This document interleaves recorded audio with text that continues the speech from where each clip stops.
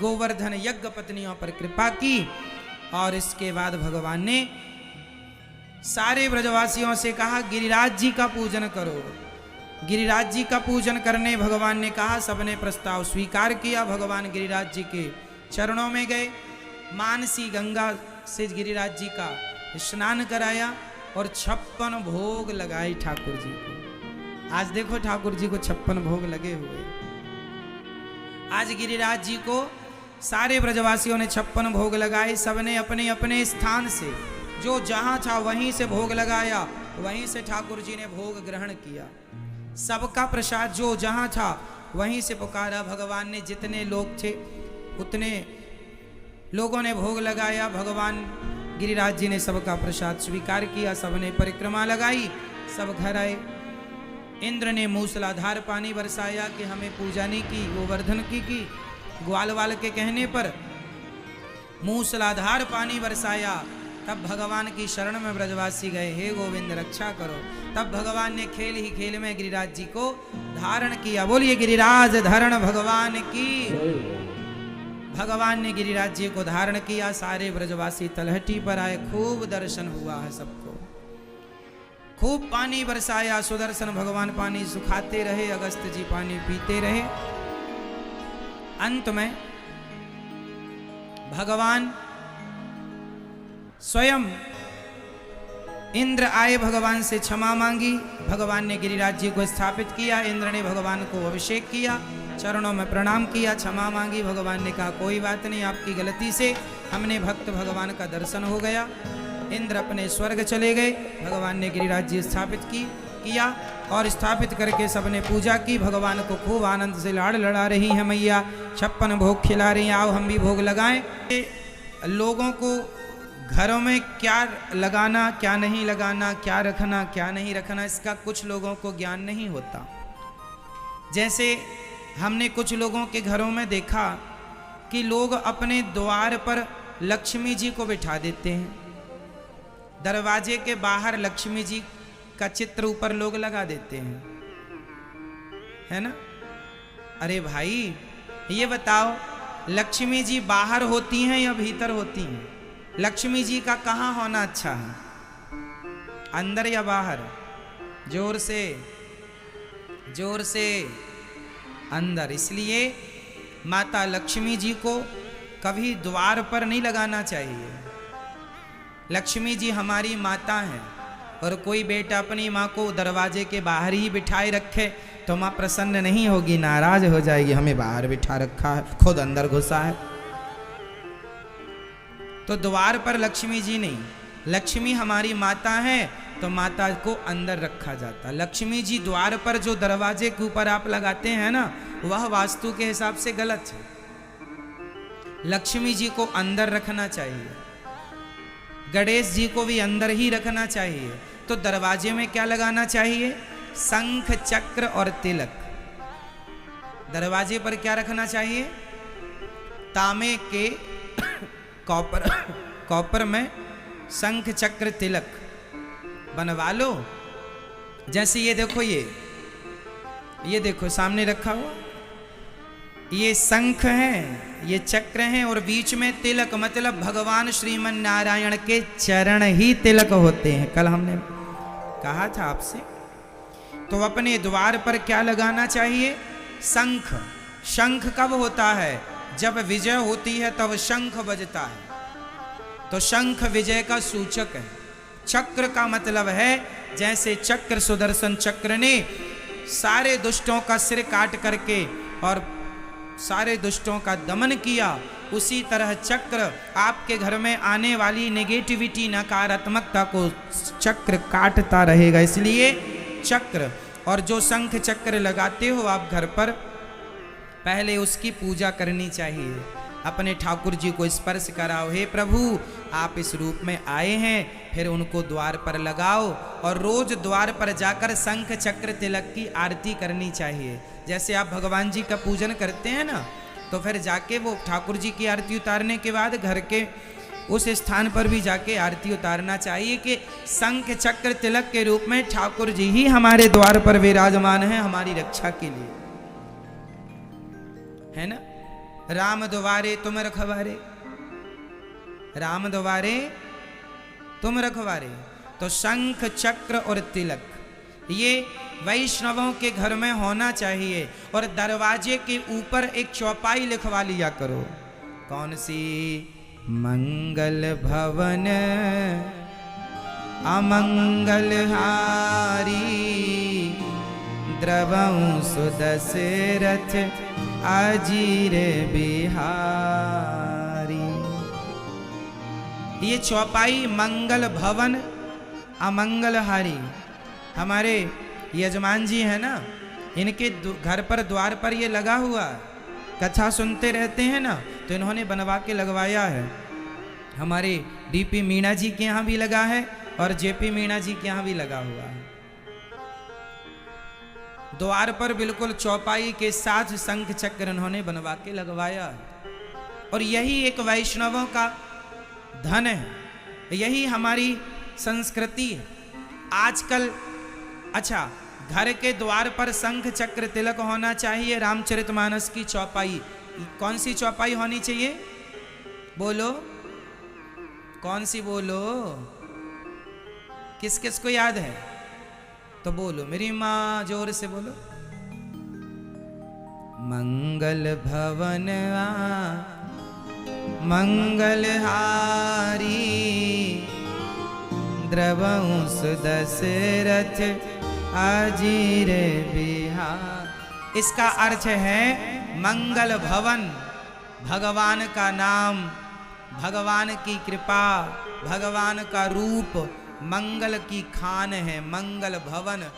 इस घर में सभी प्रकार के मंगलों का वास हो जाए, सब प्रकार के मंगल इसमें हो। मंगल भवन अमंगल हारी, यहाँ कभी भगवत कृपा से सदा मंगल हो, यहाँ कोई भी अमंगल ना। मंगल भवन मंगल हारी, भगवान का नाम, भगवान का कीर्तन जहां होता है, अपने द्वार पर जय श्रीमन नारायण लिखवा दीजिएगा, या जय श्री सीताराम। ऊपर द्वार पर जय श्री मन नारायण, फिर जय श्रीमन नारायण के नीचे चौपाई, फिर चौपाई के नीचे शंख चक्र तिलक।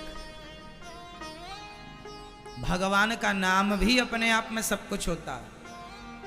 राम से अधिक राम कर नामा। चाहे जय श्री सीताराम लिखवाओ, चाहे जय श्री राधे श्याम लिखवाओ, या जय श्रीमन नारायण लिखवाओ, जो आपको भा जाए वो लिखवा लो। तीनों का मतलब एक ही है, राम कृष्ण और नारायण तीनों एक ही है। अच्छा, कई लोग अपने घर के ऊपर छत में ना जूता लटका देते हैं, जूता। अब जैसे आप शादी भी, अब जैसे दुल्हा तैयार हो जाए, है ना, और दुल्हा जब पूरा तैयार हो जाए, स्टेज में जाके बैठ जाए, तो उसको जूते की माला पहना दो, कैसा लगेगा? वैसे ही है कि आपने करोड़ों का घर बनवाया और घर को जूता पहना दिया ऊपर से। अरे जूता नीचे से पहनाया जाता, पांव में, आपने सिर में लटका दिया जूता। कौन छत में जूता लटकाता है भाई? जूता, ये सब उल्टी खोपड़ी वाले लोग हैं, अज्ञानी लोग, जिनका ज्ञान से दूर दूर तक कोई लेना देना नहीं है। अरे घर के ऊपर जूता नहीं, जिस घर में हम रहते हैं, घर की जो छत होती है वह घर का सिर होता है। वैसे वास्तु के हिसाब से तो ईशान कोण में वास्तु देवता का सिर होता है, परंतु फिर भी ऊपर जो है वह सिर ही है, मुकुट है। वास्तु देवता का मुकुट क्या है? ऊपर छत। इसलिए उस पर ध्वजा लगानी चाहिए। घर के ऊपर सदा ध्वजा लगाना चाहिए, झंडा लगाना चाहिए, भगवा कलर का, लाल कलर का, है ना, जिसमें हनुमान जी बने हो वो झंडा, या जिसमें भगवान राम बने हो वो झंडा, है ना। हाथ वज्र और ध्वजा विराजे। क्या विराजे? हाथ वज्र और ध्वजा मीन्स झंडा। जिसके घर में ध्वजा फहराती रहती है, उसके जीवन में सदा विजय की पताका फहराती ही रहती है। ये वास्तु है। घर के द्वार पर सदा ऊपर क्या होना चाहिए? झंडा, द्वार पर शंख चक्र तिलक। इससे घर को नजर भी नहीं लगती। आप लोग जूता इसलिए लटका देते हैं नजर ना लगे। अरे नजर के लिए तो चक्र लगा दिया ना, वो सबकी नजरें काटता रहेगा, जो भी बुरी नजर से देखेगा। तो वो शंख चक्र चौपाई नाम जो लिखवाया वो पर्याप्त है। अब ऊपर ध्वजा होना चाहिए। क्या होना चाहिए? अभी नवरात्रि चल रही है, आप इन्हीं दौरान ध्वजा भी लगाने के पहले उस झंडे का पूजन करना चाहिए। जो भी लगाएं पहले उसका पूजन करें, भगवान के चरणों में रखकर भगवान का आवाहन करें भाव से। हे प्रभु आप आइए इस ध्वजा में विराजिए, हे श्रीमन्नारायण आइए इस शंख चक्र में आप विराजिए, और विराज के स्पर्श करा के ठाकुर जी का, है ना, और फिर लगवाइए। श्रीमन्नारायण बोलते हुए श्रीमन्नारायण चरणौ शरणं प्रपद्ये श्रीमते नारायणाय नमः। श्रीमन्नारायण चरणौ शरणं प्रपद्ये श्रीमते नारायणाय नमः। इस प्रकार बोलते हुए शंख चक्र लगाओ और ध्वजा लगाओ। अभी नवरात्रि में जिनके यहाँ नहीं लगी, और ध्वजा भी बदलते रहा करो। ये नहीं कि लगा दिया तो फट गई फिर भी लगी ही है। अब जैसे हर नवरात्रि को नियम बनाओ कि नवरात्रि में ध्वजा का पूजन करके हर नवरात्रि को चढ़ाया करेंगे, तो हर 6 महीने में चढ़ जाया करेगी, तो साल में 2 हो जाएंगी, तो वो टिकेगी, फट ना पाए, जर्जर ना हो पाए, उसके पहले निकाल के फिर उसे विसर्जन करना चाहिए। ये ध्यान रखना चाहिए, है ना। तो ये रहा आपके घर का मंगल कार्य, ऐसे मंगल होगा। तो भक्तों, आज भगवान बांसुरी बन के गोविंद के हाथ में आए, तभी पूतना मौसी आई। पूतना लोक बालघिनी राक्षसी रुधिरासना जिघांसया पहरये स्तनं दत्वापसद्गतिम्। पूतना लोक बालघिनी, पूतना आई, छोटे छोटे बच्चों को मारती थी। आज भगवान को देखने आई पूतना। भगवान ने पूतना को देखा, देखते ही भगवान ने नेत्र बंद कर लिए। पूतना को देखना भी भगवान ने उचित नहीं समझा। क्यों? भगवान बोले पूतना के अंदर जहर भरा। पूतना अपने स्तनों में जहर भर के लाई थी कि पिलाऊंगी कन्हैया को, मर जाएगा। जो इंसान आपके लिए कपट रखा है, अब उसे देखकर फायदा क्या होगा? तो क्या भगवान भी कपट करने वाले को नहीं देखते? हाँ, जिनके मुख में जो बाहर से अच्छे हैं पर भीतर से अच्छे नहीं है, भगवान कहते हैं ऐसों को भी मैं देखना पसंद नहीं करता। जो बाहर से बहुत अच्छे हैं, भीतर से कपट भरा हुआ है। इसलिए भगवान उन्हें ज्यादा पसंद करते हैं जो निष्कपट होते हैं। इसलिए क्या नहीं होना चाहिए हमारे भीतर? निर्मल मन जन सो मोहि पावा, मोहि कपट छल छेद्र न भावा। निर्मल मन जन सो मोहि पावा, मोहि कपट छल छेद्र न भावा। निर्मल मन जन सो मोहि पावा। मन कैसा हो? निर्मल, शुद्ध। भगवान को कपटी आदमी अच्छा नहीं लगता। जो अंदर बाहर से शुद्ध है, कोई ईर्ष्या नहीं, कोई द्वेष नहीं, कोई नफरत नहीं, कोई घृणा नहीं, ऐसा व्यक्ति भगवान को बड़ा प्रिय लगता है। इसलिए आप कैसे होंगे? निष्कपट, कोई कपट नहीं। जैसे अंदर हो वैसे बाहर रहो। अंदर से कुछ बाहर से कुछ। भगवान कहेंगे आदमी अच्छा नहीं, कपटी। तो कपट आपको मिटाना है। अच्छा, आप में से कितने लोग कपटी हैं? हाथ उठा के बताओ। जो कपटी हैं वो हाथ उठा लो। कम लोग ही हैं। जयपुर में कपटी लोग कम है क्यों? अच्छा ये बताओ कपटी की परिभाषा क्या है? कपटी कहते किसे हैं पहले तो ये कंफर्म कराओ। लोगों को यही नहीं पता कपटी क्या होता है, कपट किसे कहते हैं। चलो हम बताएंगे आपको। पहले कपट की परिभाषा बताएंगे, फिर पूछेंगे कि अब बताओ कि ये आचरण आपके हैं या नहीं। कपट किसे कहते हैं सुनो। मैं फॉर एग्जाम्पल मैं अपने से ही दूं, आपको कुछ ना कहा जाए। हम फॉर एग्जाम्पल माना कि मैं बहुत क्रोधी हूं, माना कि मैं बहुत क्रोधी हूं, मैं हूं एक नंबर का क्रोधी,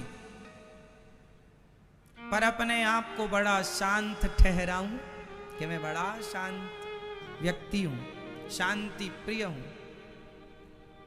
अब आप ही बताइए,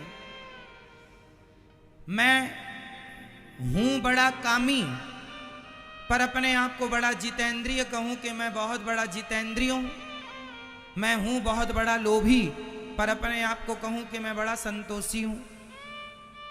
मैं हूं बड़ा अभिमानी पर अपने आप को बड़ा सरल कहूं। इसी का नाम है कपट। जैसा मैं हूं वैसा मैं बता ही नहीं रहा हूं, और जैसा मैं बता रहा हूं वैसा मैं हूं नहीं। इसका नाम है कपट।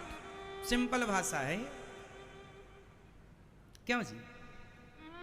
आप जैसे हैं आप वैसा नहीं बता रहे हैं अपने बारे में। आप जैसा बता रहे हैं वैसे आप हैं ही नहीं। इसी का नाम है कपट। ऐसे लोग भगवान को कतई पसंद नहीं है जो अंदर से कुछ और हैं और बता कुछ और रहे हैं। चलो आपसे पूछ लेता हूं, बताओ आप में से कितने लोग ऐसे हैं जो क्रोधी हैं? हाथ उठाओ। आप क्रोधी हो? हाँ या ना? जोर से। आप में से कितने लोग कामी हैं? जो कामी हैं वो हाथ उठाएं। कामी हो? हाँ या ना? बोलो हाँ या ना, बोलो हाँ या ना। नहीं निकल रही है ना आपकी आवाज?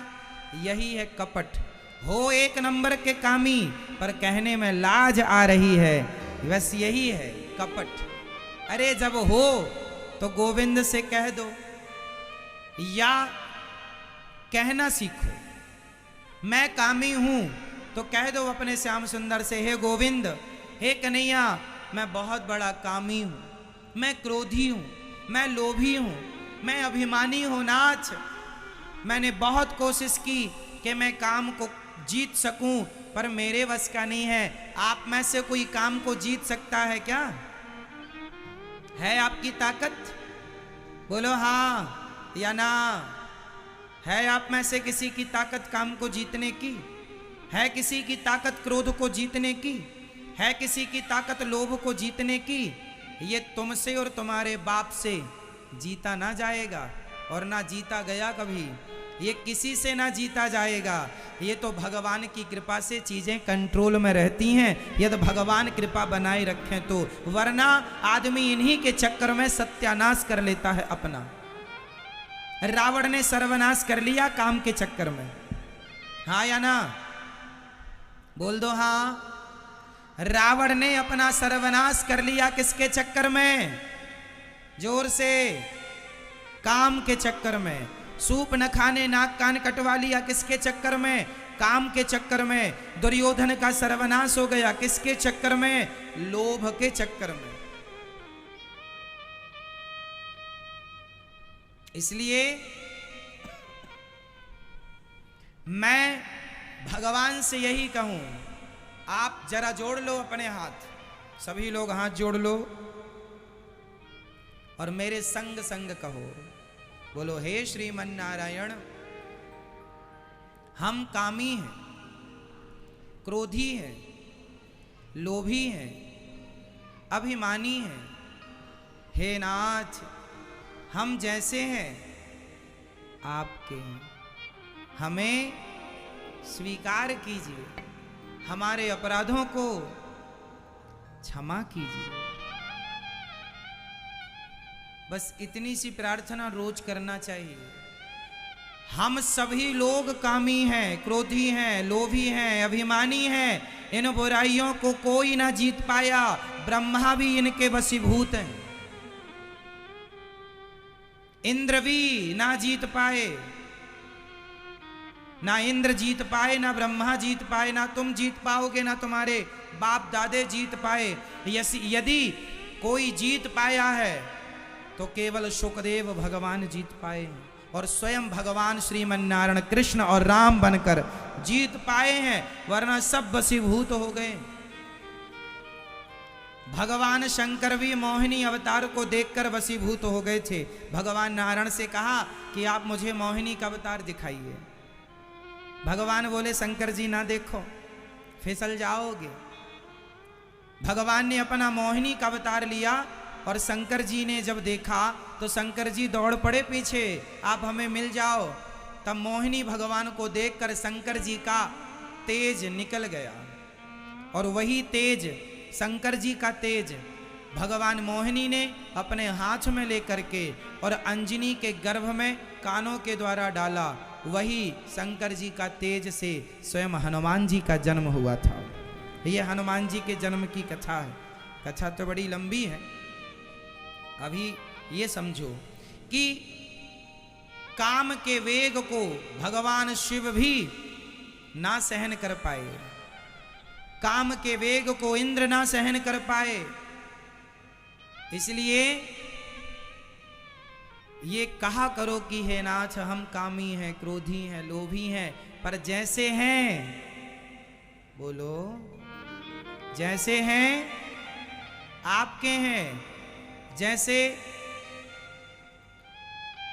शुगर की बीमारी होती है ना, वो खत्म नहीं हो सकती, परहेज करो या फिर इंसुलिन लेते रहो, दवाइयां लेते रहना पड़ता है तो कंट्रोल में रहती है। उसी तरह काम, क्रोध, लोभ, मोह किसी का जड़ से खत्म नहीं हो सकता। ये तो सत्संग की इंसुलिन लेते रहोगे तो सब चीजें कंट्रोल में बनी रहेंगी। सत्संग की दवाई लेते रहो, सब कंट्रोल में बना रहेगा, वरना इसे कोई जीत ना पाया। सत्संग से जुड़ा व्यक्ति काम, क्रोध, लोभ को कंट्रोल में रखता है, वरना लोगों के ये सब चीजें मस्तिष्क में घूमने लग जाती हैं, आदमी अंधा हो जाता है। इसलिए कहा करो, रोज गोविंद देव जी से कहा करो, हे नाथ, मैं कामी, क्रोधी, लोभी इस धरती पर, बोलो इस धरती पर, जोर से बोलो, इस धरती पर, अरे जोर से बोलो मेरी माँ, इस धरती पर ऐसा कोई पाप नहीं है जिस पाप को हमने हजारों बार ना किया हो। हे नाथ, हम करोड़ों जन्मों के पापी हैं। हे गोविंद देव जी, हे राधा रमण जी, मुझ पापी पर कृपा कीजिए, मुझे स्वीकार कीजिए। हे नाथ, हमें क्षमा कीजिए। ये रोज कहा करो। आप हो एक नंबर के पापी, लेकिन मानते अपने आप को एक नंबर का पुण्यात्मा हो, यही कपट है। हम हैं एक नंबर के कामी, क्रोधी, लोभी, पर अपने आप को बड़ा साधु मानते हैं, हम बड़े संत हैं। यही है कपट। क्या है ये मेरी माँ? जोर से, कपट है।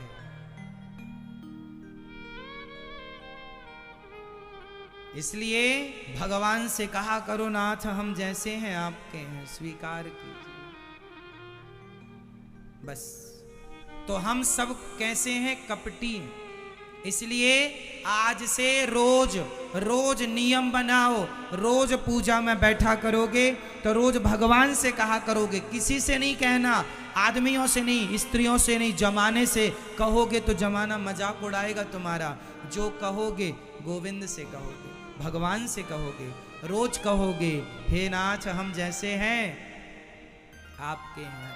हम अपराधी हैं, हम पापी हैं, हम मूर्ख हैं, अज्ञानी हैं, कामी हैं, क्रोधी हैं, लोभी हैं, इस संसार में कोई पाप नहीं है जिसको हमने ना किया हो। हे नाथ, मैं आपको कभी भूलूं नहीं। जैसे आपने केवट को अपनाया, शबरी को अपनाया, पिंगला नाम की वैश्या को अपनाया, अजामिल को अपनाया, उसी तरह नाथ हमें भी अपना लीजिए। हम में कोई गुण नहीं है, हम में कोई गुण। आप में कौन सा गुण है जिस गुण से भगवान आपको अपनाएंगे? बताओ, आप में कौन सा गुण है? बोलो मेरी माँ, भैया आप बताओ, आप में कौन सा गुण है, कौन सी अच्छाई है आपके अंदर जिस अच्छाई के लिए भगवान आपको अपनाए? क्या अच्छाई है आपके अंदर? बोलो। है? नहीं। जब नहीं है ना तो फिर कहने में संकोच ना किया करो, कहा करो, हे नाथ हम सबसे बुरे हैं, हम सबसे अधम हैं, हम सबसे नीच हैं, हम सबसे दुष्ट हैं, हम सबसे अज्ञानी हैं, हम सबसे मूर्ख हैं। हम क्या दुनिया को मूर्ख कहें, हम खुद मूर्ख हैं। हम क्या दुनिया को गलत कहें, हम खुद गलत हैं। अरे भगवान का मन, भगवान हमारे हृदय में भगवान नहीं है, यही हमारा अज्ञान है। हे नाथ, सबसे बड़ा मूर्ख कोई है, सबसे बड़ा अज्ञानी कोई है और सबसे बड़ा पापी कोई है तो ये अनिरुद्धाचार्य है। मैं अपने आप को आपके श्री चरणों में समर्पित करता हूँ। हे नाथ हमें स्वीकार कीजिए, ऐसे कहा करो। लेकिन आप अपने आप को बड़ा बाबूजी मानने लग जाते हैं। 2-5 पैसे के आ गए, अब आप चलते कम है, उड़ने ज्यादा लग जाते हैं। आपकी सरलता नष्ट हो जाती है, 2 पैसे पाकर आप हैंग हो जाते हैं। इसलिए भगवान को तुम्हारे पंख काटने पड़ते हैं। तुम्हारी औकात तुम याद रखो तो भगवान किसी को दंड ही ना दे। दंड तब दिया जाता है जब तुम अपनी औकात भूल जाते हो। औकात कुछ भी नहीं है, पर अपने आप को ये वो, मैं ये मैं वो। अरे ये क्यों नहीं कहते? हनुमान जी क्या कहते हैं? मैं राम जी का दास हूं। राम जी, हनुमान जी अपना परिचय कैसे देते हैं? जरा हनुमान जी का परिचय सुनिए। हनुमान जी लंका गए, पूछा कौन हो तुम? हनुमान जी ने राम दूत मैं मातु जानकी, सत्य शपथ करुणा निधान की। मैं कौन हूं? राम जी का दास हूं।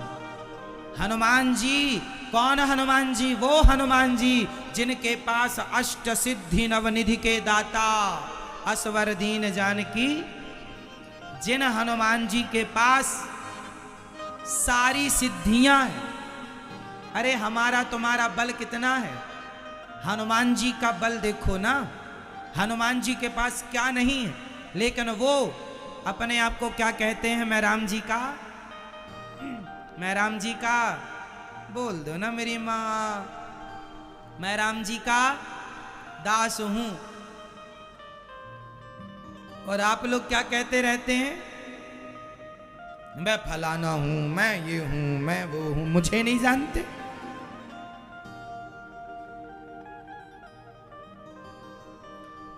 मत कहा करो ये कुछ भी, बस ये कहा करो हम तो ठाकुर जी के, हम तो गोविंद देव जी के। जोर से, हम तो गोविंद देव जी के, हम तो गोविंद देव जी के दास हैं। हम तो उनके चरणों की धूल हैं, हम तो उनके चरणों की धूल हैं। हम तो ठाकुर जी के दास हैं, दासी हैं। हम तो गोविंद देव जी की दासी हैं। मैं तो गोविंद देव जी की दासी हूँ, मैं तो गोविंद की दासी हूँ, मैं तो राधा रमण जी की दासी हूँ, मैं तो गौरी गोपाल जी का दास हूँ, मैं तो जगन्नाथ जी की दासी और दास हूँ। दास दासी कहो। अब देखो, तुलसीदास, सूरदास, कबीरदास, रैदास, इन महापुरुषों ने सदा अपने आप को भगवान जी का दास ही कहा है। दास होके भी खास हो गए। तो दास ये होता है भाव, मैं ठाकुर जी। अब जो दास है वो अभिमान किसका करेगा बताओ? इसलिए सादगी से जीवन जियो, अपने आप को भगवान का मान कर जीवन जियो। मैं भगवान का हूं, मैं माना कि मैं पतित हूं, माना कि मैं अधम हूं, माना कि मैं दुष्ट हूं, पर ठीक हूं, जैसा हूं गोविंद आपका हूं, मैं आपका ही, अब जैसा हूं आपका हूं। एक बात बताऊं, मैं आज अपना एक परिचय देता हूं, आप भी आगे से अपना परिचय ऐसे ही देंगे। सुनो,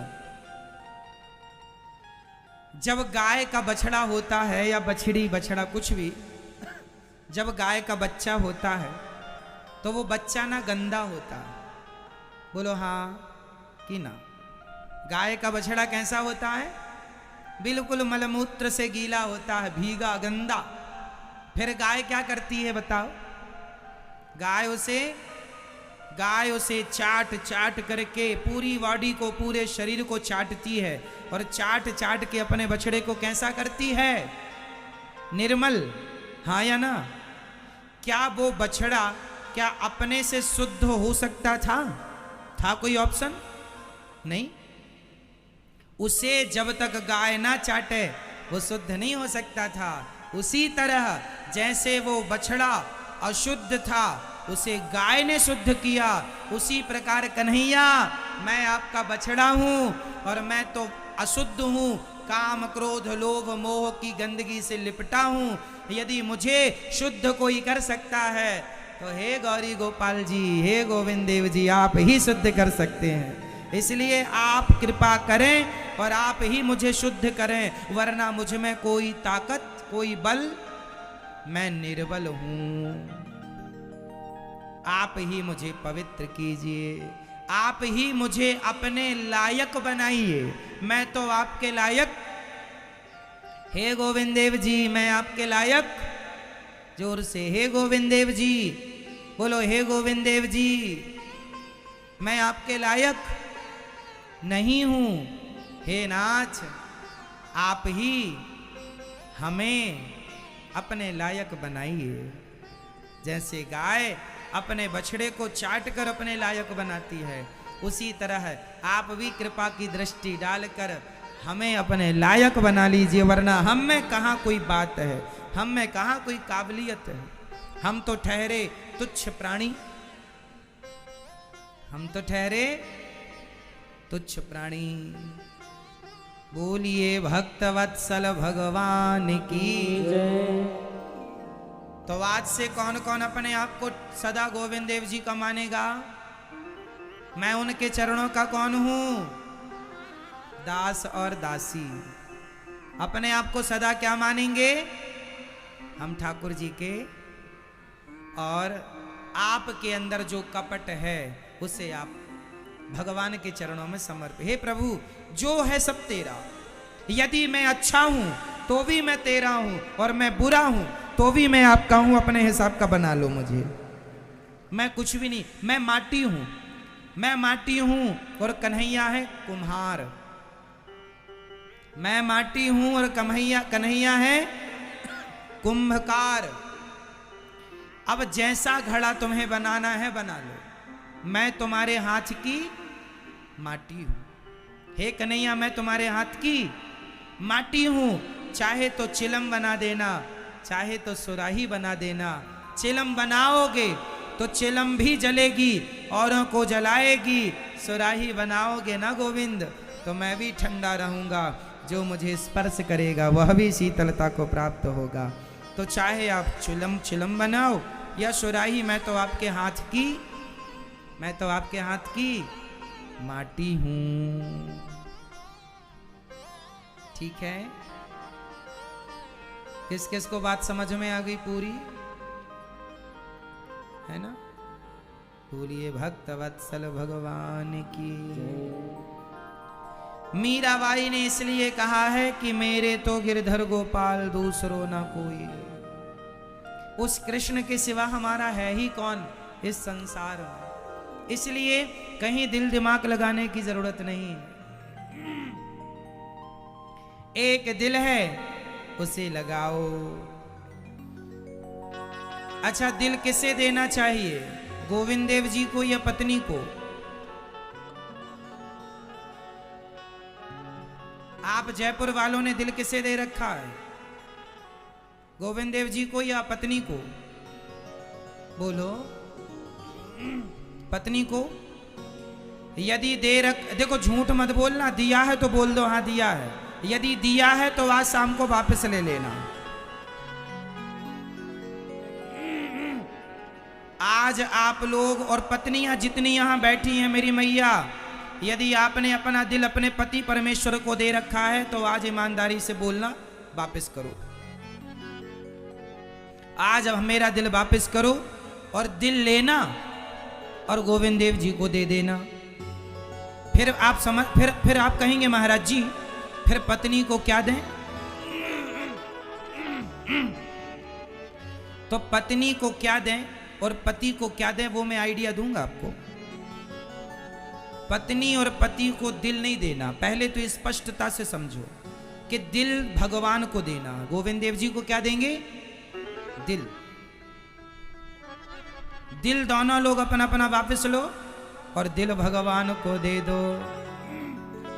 यदि दिल आपने दुनिया वालों को दे दिया तो ये लोग दिल के टुकड़े टुकड़े करके मुस्कुरा के चल दिए। ये टुकड़े टुकड़े कर देंगे आपके दिल के।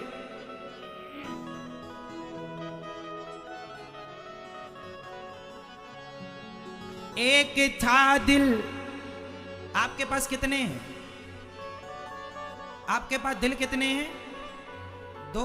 ये भैया कह रहे हैं 2 हैं। आप नहीं अभी तो ऐसा कर रहे थे। मतलब वापस लेना नहीं चाहते भाभी जी से दिल है। एक था दिल मिल गया वो शाम से,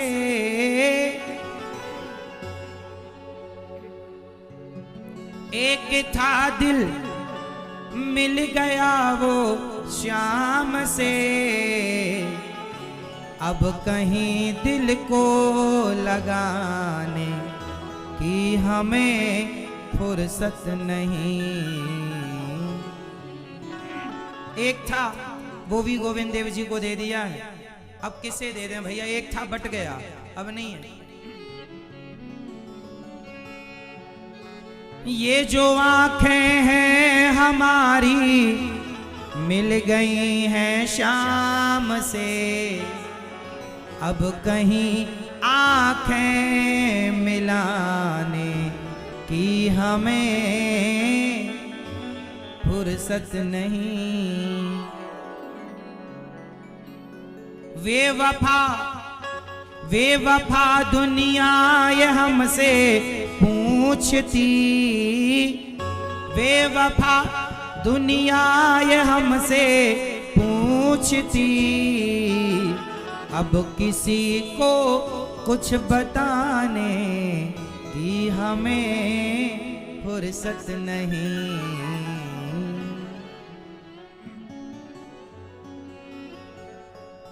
तो एक भगवान में मन लगे और कहीं ना लगे।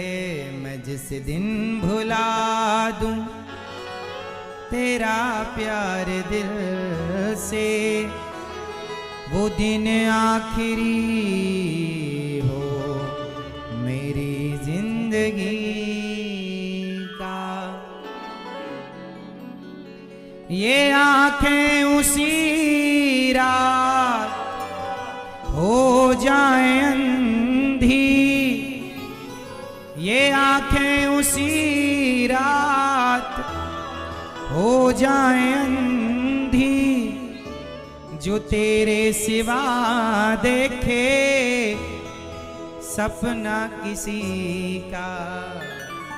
मैं जिस दिन भुला दूं तेरा प्यार दिल से, वो दिन आखिरी हो मेरी जिंदगी का। भगवान के लिए आंखें हैं, भगवान के लिए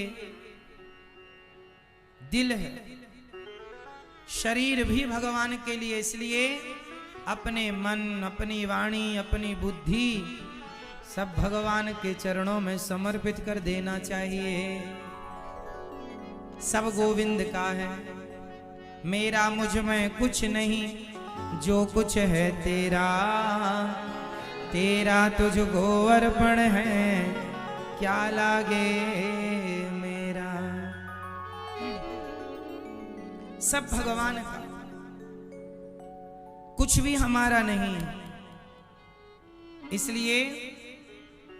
इसलिए एक था दिल मिल गया वो श्याम से, अब कहीं दिल को लगाने की हमें फुर्सत नहीं।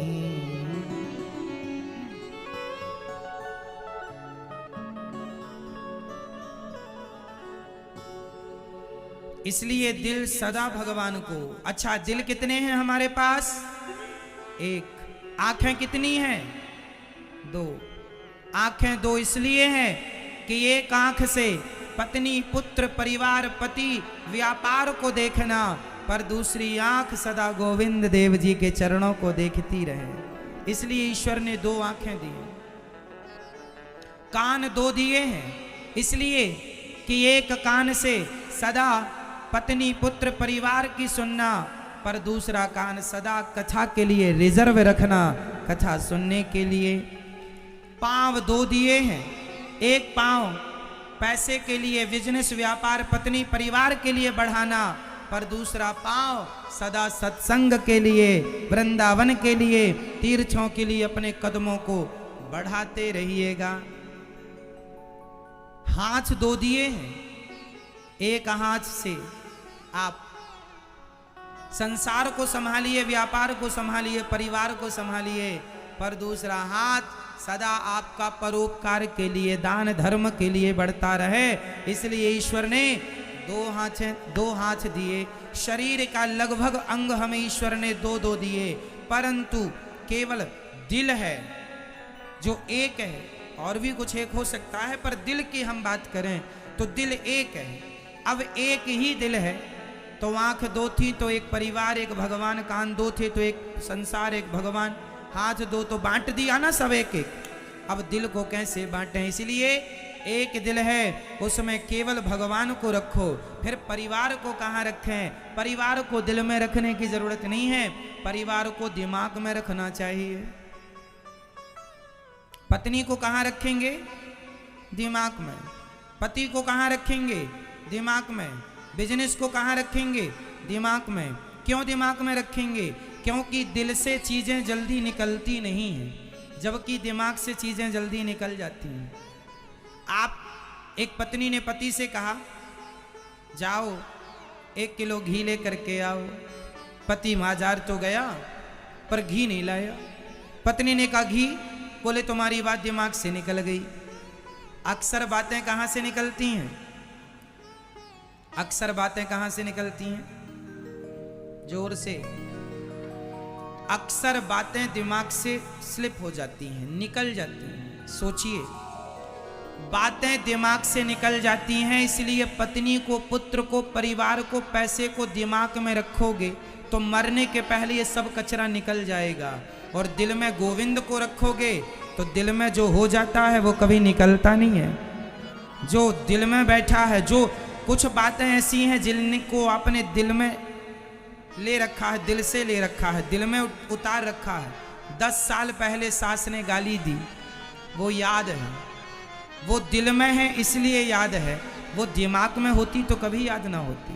तो दिमाग में जो चीज़ रहती है वो जल्दी निकल जाती है, पर दिल में जो चीज़ होती है वो निकलती नहीं। तो दिल में गोविंद देव जी को रखो और दिमाग में परिवार को रखो। क्योंकि भरत जी की कथा कल हमने आपको सुनाई। भरत जी ने मरते समय चिंतन एक मृग का कर लिया और मृग के चिंतन को दिल से ले लिया। तो जब भरत जी मरने लगे तो मरते मरते भी उन्हें मृग का चिंतन बना रहा और वो मृग की योनि में आ गए। क्यों? क्योंकि मृग को उन्होंने दिल से लगा लिया, दिल से ले लिया इस बात को। इसलिए दिल से यदि परिवार को लेते हो तो परिवार का कोई ना कोई सदस्य दिल में बना रहेगा और मरते समय उसी की याद आएगी जो दिल में होगा। आदमी मरते समय उसी को याद करता है जो दिल में होता है, जो दिमाग में होता है वो तो निकल जाता है। इसलिए मरते समय भगवान याद आए, इसलिए दिल में गोविंद देव जी को बिठाइएगा और दिमाग में परिवार को, बिजनेस को, कारोबार को दिमाग में सेट करिएगा,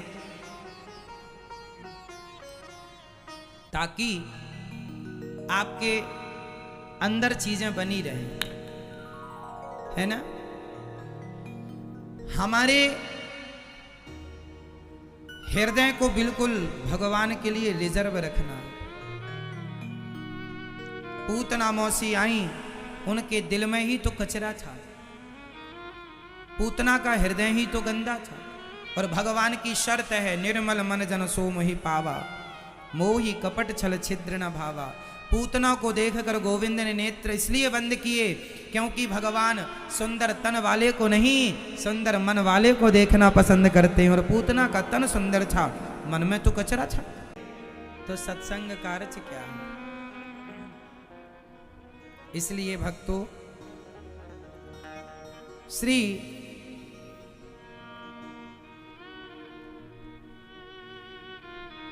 भगवान ने पूतना को देखकर नेत्र बंद कर लिए और अंत में पूतना भगवान को पकड़ती हैं, भगवान को स्तन पान कराती हैं। पूतना के स्तनों में जहर था, भगवान ने जहर पिया, थोड़ा दुग्ध था, दूध पिया। अब पूतना के प्राण पीने लगे। पूतना चिल्लाई, बालक छोड़ दो। भगवान बोले, मौसी जी यहाँ पकड़ने की व्यवस्था है, छोड़ने की कोई व्यवस्था नहीं है, यहाँ पकड़ा जाता है, छोड़ा नहीं जाता। अंत में पूतना के प्राणों का पान भगवान ने किया। पूतना धड़ाम से जमीन पर गिरी, उड़ गई थी आकाश में। मैया यशोदा दौड़ी हैं और कन्हैया को बचाती हैं।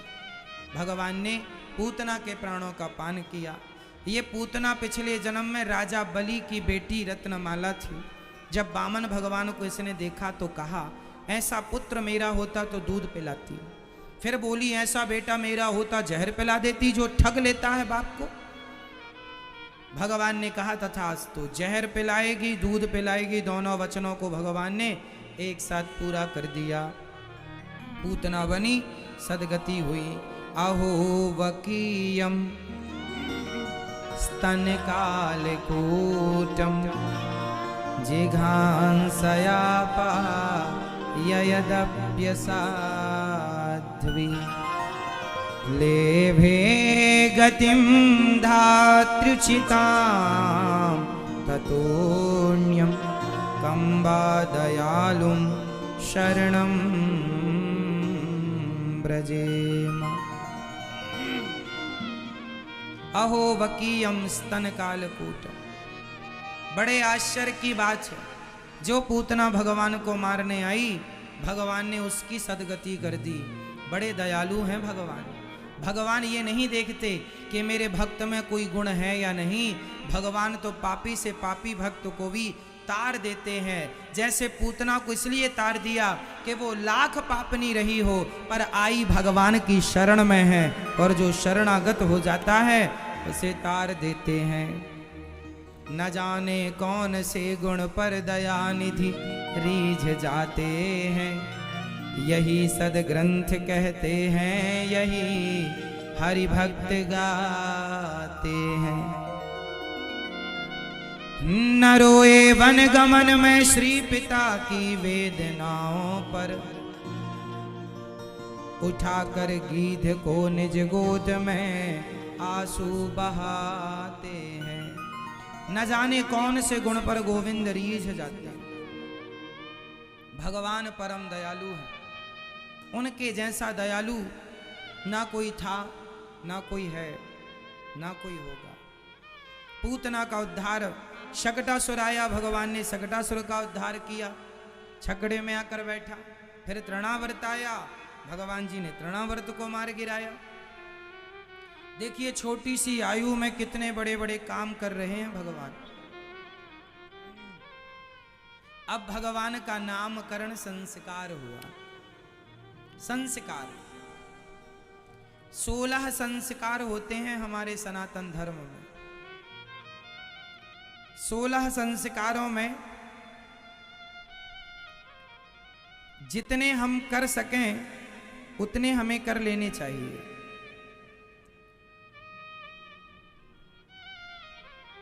ये संस्कार बहुत जरूरी है। हम सबको संस्कारी होना चाहिए।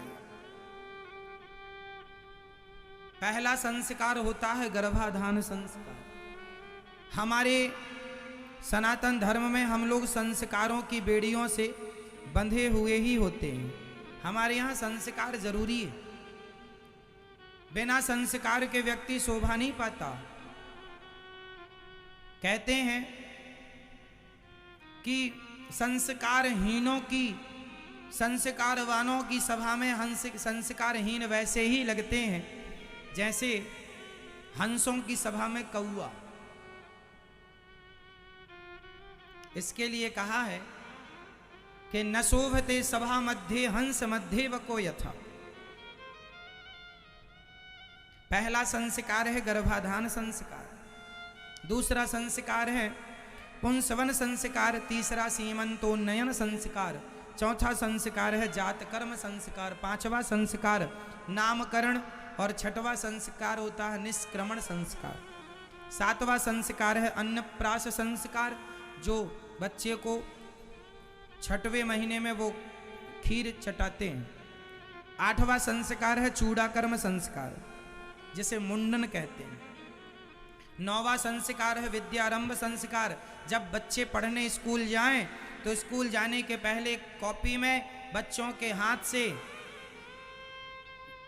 गंग गणपतये नमः लिखवाना चाहिए, माता सरस्वती का नाम लिखवाना चाहिए और माता सरस्वती का नाम लिखकर माता सरस्वती को प्रणाम करके लिखा हुआ भगवान के चरणों में अर्पण करना चाहिए। फिर स्कूल जाना चाहिए। विद्यारंभ संस्कार 9वां है। 10वां संस्कार है कर्ण भेदन संस्कार। कान छिदाना कर्ण भेदन होता है। 11वां संस्कार है यज्ञोपवीत जनेऊ। 12वां संस्कार वेदारंभ संस्कार। 13वां संस्कार केशांत संस्कार। फिर 14वां समावर्तन संस्कार। 15वां विवाह संस्कार और छठवां है अंतिम संस्कार, जिसे अंत्येष्टि भी कहते हैं। अंतिम संस्कार, ये सनातन धर्म के 16 संस्कार हैं। अब इनमें से कितने संस्कार हमारे जीवन में अब आने चाहिए वो समझते हैं। संस्कार फिर बहुत हैं, 16 के अतिरिक्त भी हैं। 16 के भी एक एक के बहुत सारे भेद हैं। इसके ये भी हैं, ये भी हैं, ये भी बहुत सारे हैं। पर क्या क्या विशेष हैं वो समझिएगा। 16 संस्कारों में बच्चों का नामकरण संस्कार। कैसे बच्चे अपने माँ बाप को प्रणाम करें, कैसी भाषा बोलें, कैसे उनका व्यवहार हो, यह भी संस्कार ही है। इसलिए माँ बाप को चाहिए कि बच्चों को श्रेष्ठतम संस्कार देना चाहिए। आजकल के माँ बाप कैसे हैं? आजकल बच्चों को माँ बाप केवल पेट भरने की विद्या पढ़ाते हैं, पेट भरू ज्ञान देते हैं। कमाओ खाओ, कमाओ खाओ, तीसरा कुछ नहीं है। खाओ पियो मौज करो की नीति लोग अपना रहे हैं। खाओ पियो नीति नहीं, खाओ पियो मौज करो की नीति नहीं। हमारे सनातन धर्म में जो बातें कही गई हैं बहुत स्पष्ट हैं, उन्हें समझने की कोशिश करो। क्या कहा गया है समझिएगा। हमारे यहाँ कहा गया है मातृदेवो भव, पितृदेवो भव, अतिथि देवो भव, आचार्य देवो भव। मातृदेवो भव का अर्थ है अपनी माँ की सेवा करना। किसकी सेवा? आज का बच्चा पढ़ा लिखा तो है पर माँ की सेवा नहीं करता। आजकल जितने पढ़े लिखे हैं उन पढ़े लिखे लोगों में 99% लोग ऐसे हैं जो पढ़ लिख करके अपने माँ बाप की सेवा नहीं करना चाहते। तो ये कैसी शिक्षा है जो अपने संस्कारों से दूर कर दे? अरे पहले की शिक्षा क्या थी? जब राम जी पढ़कर आए तो उनका आचरण बदल गया। रामचरितमानस में गोस्वामी जी कह रहे हैं कि अल्पकाल विद्या सब पाई, और जब पढ़कर आए तो प्रातः काल उठ के रघुनाथा, मात पिता गुरु ना वही माथा। राम जी पढ़कर आए तो अपनी माता को, अपने पिता को प्रणाम करने लग गए। क्यों? क्योंकि यही शिक्षा है, शिक्षा वही है। अच्छा बताइए, शिक्षा क्या देती है? विद्या क्या देती है? आप बताओ भैया, विद्या क्या देती है? जोर से, जोर से। गलत है, सही बोलो। विद्या ज्ञान नहीं देती, विद्या विनय देती है। विद्या ददाति विनयम। विद्वान कौन है? विद्वान कौन है? जो बहुत सारा याद कर ले, बहुत पढ़ लिख जाए, वो विद्वान ना। विद्वान वह है जो बहुत सरल हो, बहुत सहज हो, जिसके अंदर सरलता है, उसी को विद्वान कहिएगा। वरना पढ़े लिखे तो बहुत मूर्ख भी मिल जाएंगे आपको, जो पढ़े लिखे मूर्खों से भयंकर व्यवहार करते हैं। आप पढ़े लिखे बहुत हैं, पर आप अपने माँ बाप का आदर नहीं करते, तो अब आपकी पढ़ाई लिखाई का हम क्या करें बताइए? किस काम की आपकी शिक्षा? शिक्षा का अर्थ है संस्कारवान बन जाना, नम्र बन जाना, माँ बाप की जिम्मेदारी, माँ बाप की सेवा की जिम्मेदारी ईमानदारी से उठाना।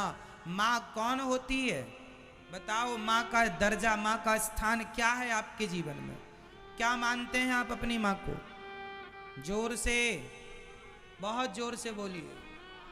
हमारे हिंदू धर्म में हमारी शिक्षा के अनुसार बताइए, हम लोग अपनी माँ को क्या मानते हैं? मातृदेवो भव, भगवान का दर्जा दिया जाता है। पिता को भगवान का।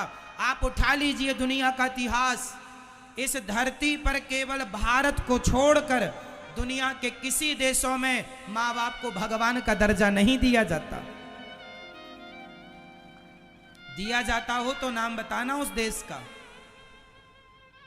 विदेशों में तो लड़की लड़का 18 साल के हुए भाग जाते हैं। कोई माँ बाप की सेवा नहीं करता।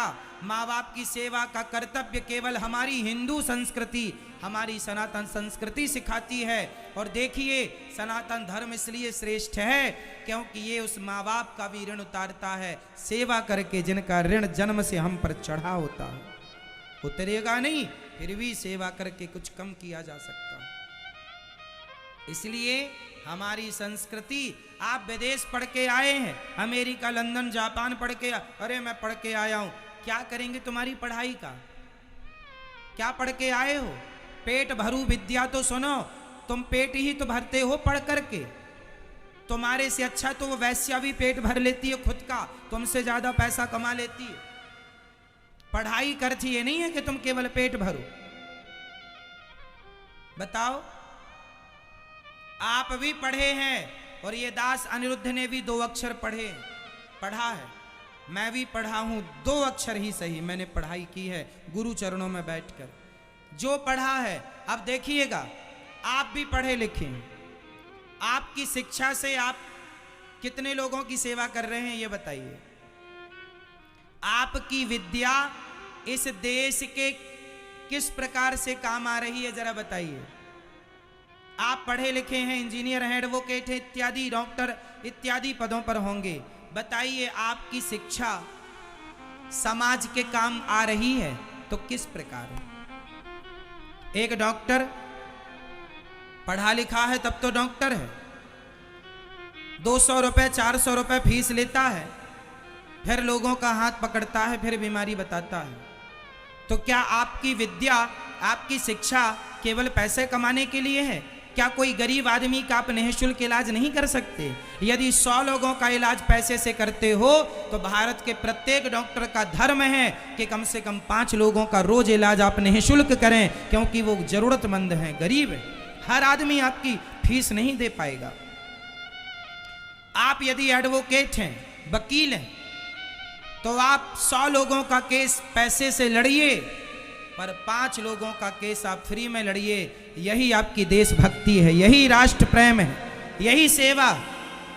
पढ़े लिखे हो तो आपकी शिक्षा देश के काम कहाँ आ रही है? वो तो पैसा कमाने के लिए आप पढ़े हैं। आपकी शिक्षा लोगों के काम आनी चाहिए। आप यदि किसी भी पद पर हैं, बड़ा पैसा कमाते हैं, बड़ा बिजनेस करते हैं, तो पैसे से काम करते हैं, करिए, पर कुछ जरूरतमंदों का ध्यान रखिए कि उनके पास आपकी फीस देने के पैसे नहीं हैं, पर आपको उनका काम करना चाहिए, क्योंकि इसलिए करना है कि मैं ये देश की सेवा कर रहा हूं, यही राष्ट्र सेवा है। अरे इंसान इंसान के काम नहीं आएगा तो क्या कुत्ता बिल्ली हमारे काम आएंगे? लेकिन एक बात बता दूं, आज का कुत्ता भी ईमानदार है इंसानों की अपेक्षा। एक कुत्ता को आप रोटी खिलाइए, पूरी रात तुम्हारे घर की चौकीदारी करके एक रोटी का हिसाब चुकाता है। लेकिन जो माँ बच्चे को 9 महीने पेट में गर्भ में रखती है, जो माँ बच्चे को मजदूरी करके खिलाती पिलाती है, वही बेटा अंत में बूढ़ी माँ को छोड़कर चला जाता है, घर से निकाल देता है। मुझे लगता है इन औलादों से अच्छे तो ये कुत्ते हैं। जिसकी रोटी खाते हैं उसको धोखा तो नहीं देते, लेकिन कुछ बच्चे समाज में ऐसे मिल जाएंगे कि वो अपनी माँ को धोखा दे रहे हैं। बताओ, माँ को बाप को धोखा देने वाला बेटा यदि कोई है तो वो कुत्ते से बेहतर है या कुत्ते से गया गुजरा है? ये बताओ, जोर से बोलना ताकि सुन लें वो कुत्ते लोग जो अपने माँ का अपमान करते हैं, अनादर करते हैं। बोल दो जोर से, कुत्ता अच्छा है कि वो अच्छा है? उससे लाख गुना अच्छा कुत्ता है। कम से कम रोटी खाया है, चुका तो रहा है। तुम्हारे लिए तो माँ ने कितना कष्ट उठाया है, भूल गए उस माँ के एहसानों को? आज का इंसान अपनी माँ को धोखा दे देता है साहब, अपने बाप को धोखा दे देता है, अपने भाई का गला काट लेता है, भाई का धन हड़प लेता है। ये कौन लोग हैं? ये कुत्तों से भी गुजरे हुए लोग हैं जो अपने भाई का धन हड़प सकते हैं, जो बाप का सम्मान ना कर पाए, माँ का सम्मान ना कर पाए। इनसे लाख गुने अच्छे वो गली के कुत्ते हैं जो एक रोटी का मूल्य तो कम से कम चुकाते हैं चौकीदारी करके। आज का इंसान कितना गिर गया है, क्या क्या बताएं हम आपको। इसलिए अपने बच्चों को संस्कार दीजिएगा। और शिक्षा वह नहीं है कि आपके पास पीएचडी की डिग्री आ गई, आप बहुत शिक्षित हो गए, आपके पास ये डिग्री आ गई, आप शिक्षित हो गए। अरे बड़ी डिग्री आकर भी, बड़ी डिग्री पाकर भी आप समाज की सेवा कर रहे हैं, यह आपकी सच्ची डिग्री है। आपकी शिक्षा आपके कितना काम आ रही है और आपकी शिक्षा से देश का कितना कल्याण हो रहा। अब मैं अपनी शिक्षा, ये दास अनिरुद्ध ने जो 2 अक्षर पढ़े हैं भारत की धरती पर बैठकर, मैं वो 2 अक्षर जो पढ़ा हूँ उसका ऋण चुका रहा हूँ। मेरी शिक्षा ने आज गौरी गोपाल आश्रम आना वृंदावन, सवेरे 8 बजे से लेकर रात्रि के 10 बजे तक दरवाजे में कोई आवे, सबको भरपेट भोजन मिलता है। लगभग 30,000 लोग रोज भोजन करते हैं। शिक्षा जो ईश्वर ने दी है, गुरु जी ने पढ़ाया है, भारत की माटी में बैठ के जो पढ़ा है, उस पढ़ाई का ऋण चुका रहा हूँ। मेरी शिक्षा से मैं कोशिश करता हूँ कि मेरी शिक्षा तब सफल होगी जब मेरी शिक्षा सेवा से जुड़ जाएगी। करता हूँ सेवा, जितनी मेरी हैसियत है, जितनी मेरी औकात है, जितनी मेरी बुद्धि है, जितना मेरे पास अक्ल विवेक दिया विधाता ने, मैं करता हूँ।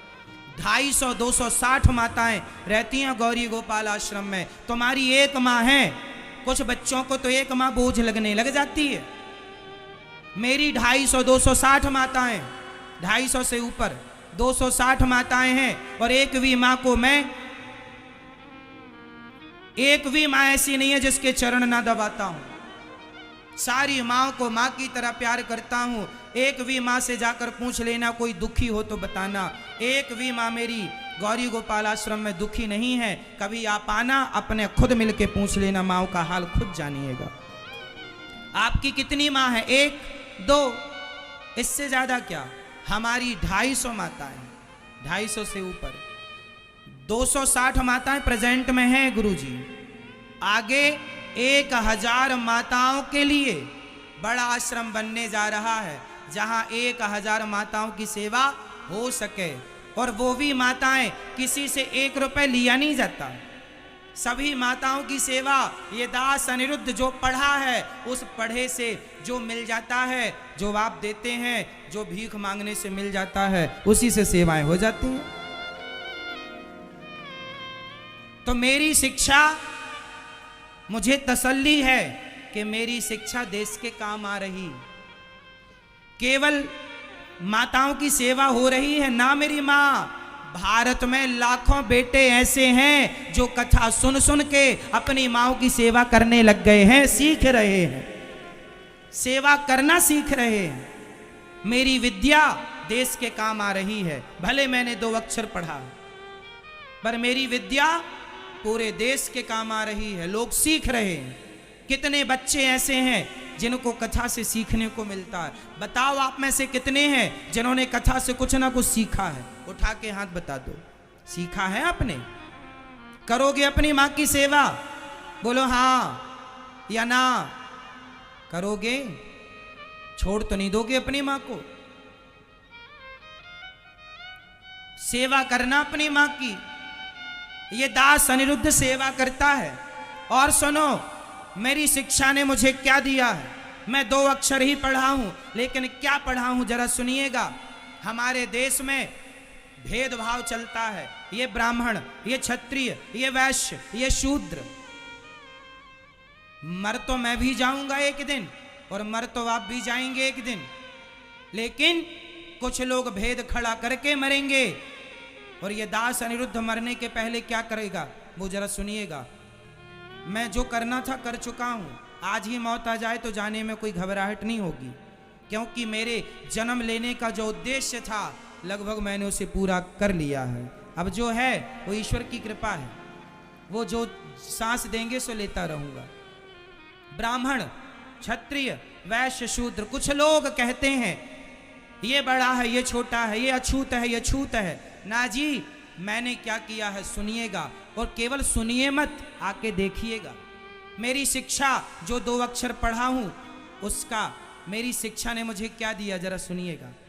गौरी गोपाल आश्रम है, वृद्ध माताएं रहती हैं। उन माताओं में ब्राह्मण माता भी हैं, क्षत्रिय माता भी हैं, वैश्य माता भी हैं और शूद्र माता भी हैं। आज तक ये दास अनिरुद्ध ने किसी माँ से जात नहीं पूछी और सभी माँओं के चरणों की सेवा की है ये दास ने। मैंने तो भेदभाव मिटा दिया, मैंने तो ऊंच नीच मिटा दिया है। मैंने तो ये माना है कि ईश्वर की संतान सब हैं, मुझे सेवा करनी है बस। मैंने तो मिटा दिया है, आप कब मिटाओगे? मैं कम पढ़ा लिखा हूं, लेकिन जितना पढ़ा हूं, जितना भी पढ़ा हूं, उस पढ़ाई को मैंने केवल पढ़ा नहीं है, उस शिक्षा को मैंने जीवन में उतारा है, जिया है। मैं शिक्षा पे जीता हूं, केवल पढ़ता नहीं हूं। जो पढ़ा है उसे चरितार्थ करने की कोशिश की। मुझे कोई गाली देता है तो भी मैं उसके चरण धोता हूं, और चरण धो के चरण अमृत लेता हूं, चरण धोता हूं, आदर करता हूं। जो गाली देता है उसका आदर करता हूं, क्योंकि मैं ये जानता हूं कि मेरी विद्या का अर्थ नम्रता है। यदि मैं अकड़ दिखाने लग जाऊं, अभिमान करने लग जाऊं, तो मेरे जैसा मूर्ख कोई नहीं होगा, क्योंकि मेरी विद्या मेरे गुरु ने, मेरे गुरु जी ने मुझे नम्रता की शिक्षा दी है। विद्या ददाति विनयम, केवल इतना उतार लो एक लाइन तो पर्याप्त है जीवन में। लेकिन उतरता कहाँ है? ज्ञान तो बहुत है, उतरता कहाँ है? इसलिए जो पढ़ो उसे समाज की सेवा में लगाओ। अपनी शिक्षा, अपने ज्ञान, अपने टैलेंट, अपनी योग्यता को। आपकी शिक्षा से देश का क्या लाभ है? बताओ क्या लाभ है? आप जयपुर वासी कभी वृंदावन आना और प्रसाद पाने गौरी गोपाल जी की रसोई में आना, ऐसा मैं आपको निमंत्रण देता हूं। ये दास अनिरुद्ध ही ऐसा है जो टीवी पर पूरे देश को निमंत्रण देता है, कभी भी वृंदावन आओ, कहीं भी रुकना, पर प्रसाद पाने गौरी गोपाल जी की रसोई में आना, सबको प्रसाद मिलेगा। और वो प्रसाद मिलता है जो मैं स्वयं खाता हूं, वही आपको खिलाता हूं। जीवन में आपकी शिक्षा कितनों के काम आ रही है? ये दास अनिरुद्ध की शिक्षा शायद आपके कुछ काम आ जाए। इसलिए आप भी बहुत पढ़ना मेरे भाई, खूब पढ़ना, पर उस पढ़ाई को करके केवल भ्रष्टाचार ना करने लग जाइए कि बड़ा पद मिल गया, बड़ा कद हो गया, बड़ा पैसा आ गया, लूट लो लूट लो। क्या लूट लोगे? क्या ले गए तुम्हारे बाप दादे और क्या तुम ले जाओगे? इसलिए लूट लो नहीं, बांट दो संसार में, जो बांट दोगे वो तुम्हारा है। लूट के तिजोरियां भर लोगे, जंग लग जाएगी, दीमक लग जाएगी, ना घर का रहेगा ना घाट का रहेगा। सेवा में लगाओ, कोई ना बचा धरती पर। दुर्योधन भी मर गया, कर्ण भी मर गए, पर एक दुष्ट दुर्योधन के नाम से जाना जाता है और एक दानवीर कर्ण के नाम से जाना जाता है। दुर्योधन का नाम जब भी मैं लेता हूं दुष्ट जरूर लगाता हूं, दुष्ट दुर्योधन, और कर्ण का नाम जब लेता हूं तो दानवीर कर्ण कह करके संबोधित करता हूं। दोनों मर गए, एक दुष्ट बन के है, एक दानवीर बनकर है। आप भी मर जाओगे, दुष्ट बन के रहना है या दानवीर बन के, वो निर्णय आपको लेना है। ये काल काल अब्याल मुखग्रास त्रास निर्णास हेतवे, ये काल किसी को छोड़ता नहीं है। काल सबको निगलेगा, आपको भी निगल जाएगा, मुझे भी निगल जाएगा, पर कुछ पाप करके जाएंगे, कुछ पुण्य करके जाएंगे, कुछ बुरा करके जाएंगे, कुछ भला करके जाएंगे। आपको ये देखना है कि आप अपना नाम किस में लिखाना चाहते हैं, दुर्योधन वाली लिस्ट में या कर्ण वाली लिस्ट में, अर्जुन वाली लिस्ट में या दुर्योधन वाली लिस्ट में, राम वाली लिस्ट में या रावण वाली लिस्ट में, कृष्ण वाली लिस्ट में या कंस वाली लिस्ट में। लिस्ट दोनों मौजूद है। इसलिए मेरी मां, जो धन है उसे धर्म से जोड़ना सीखो।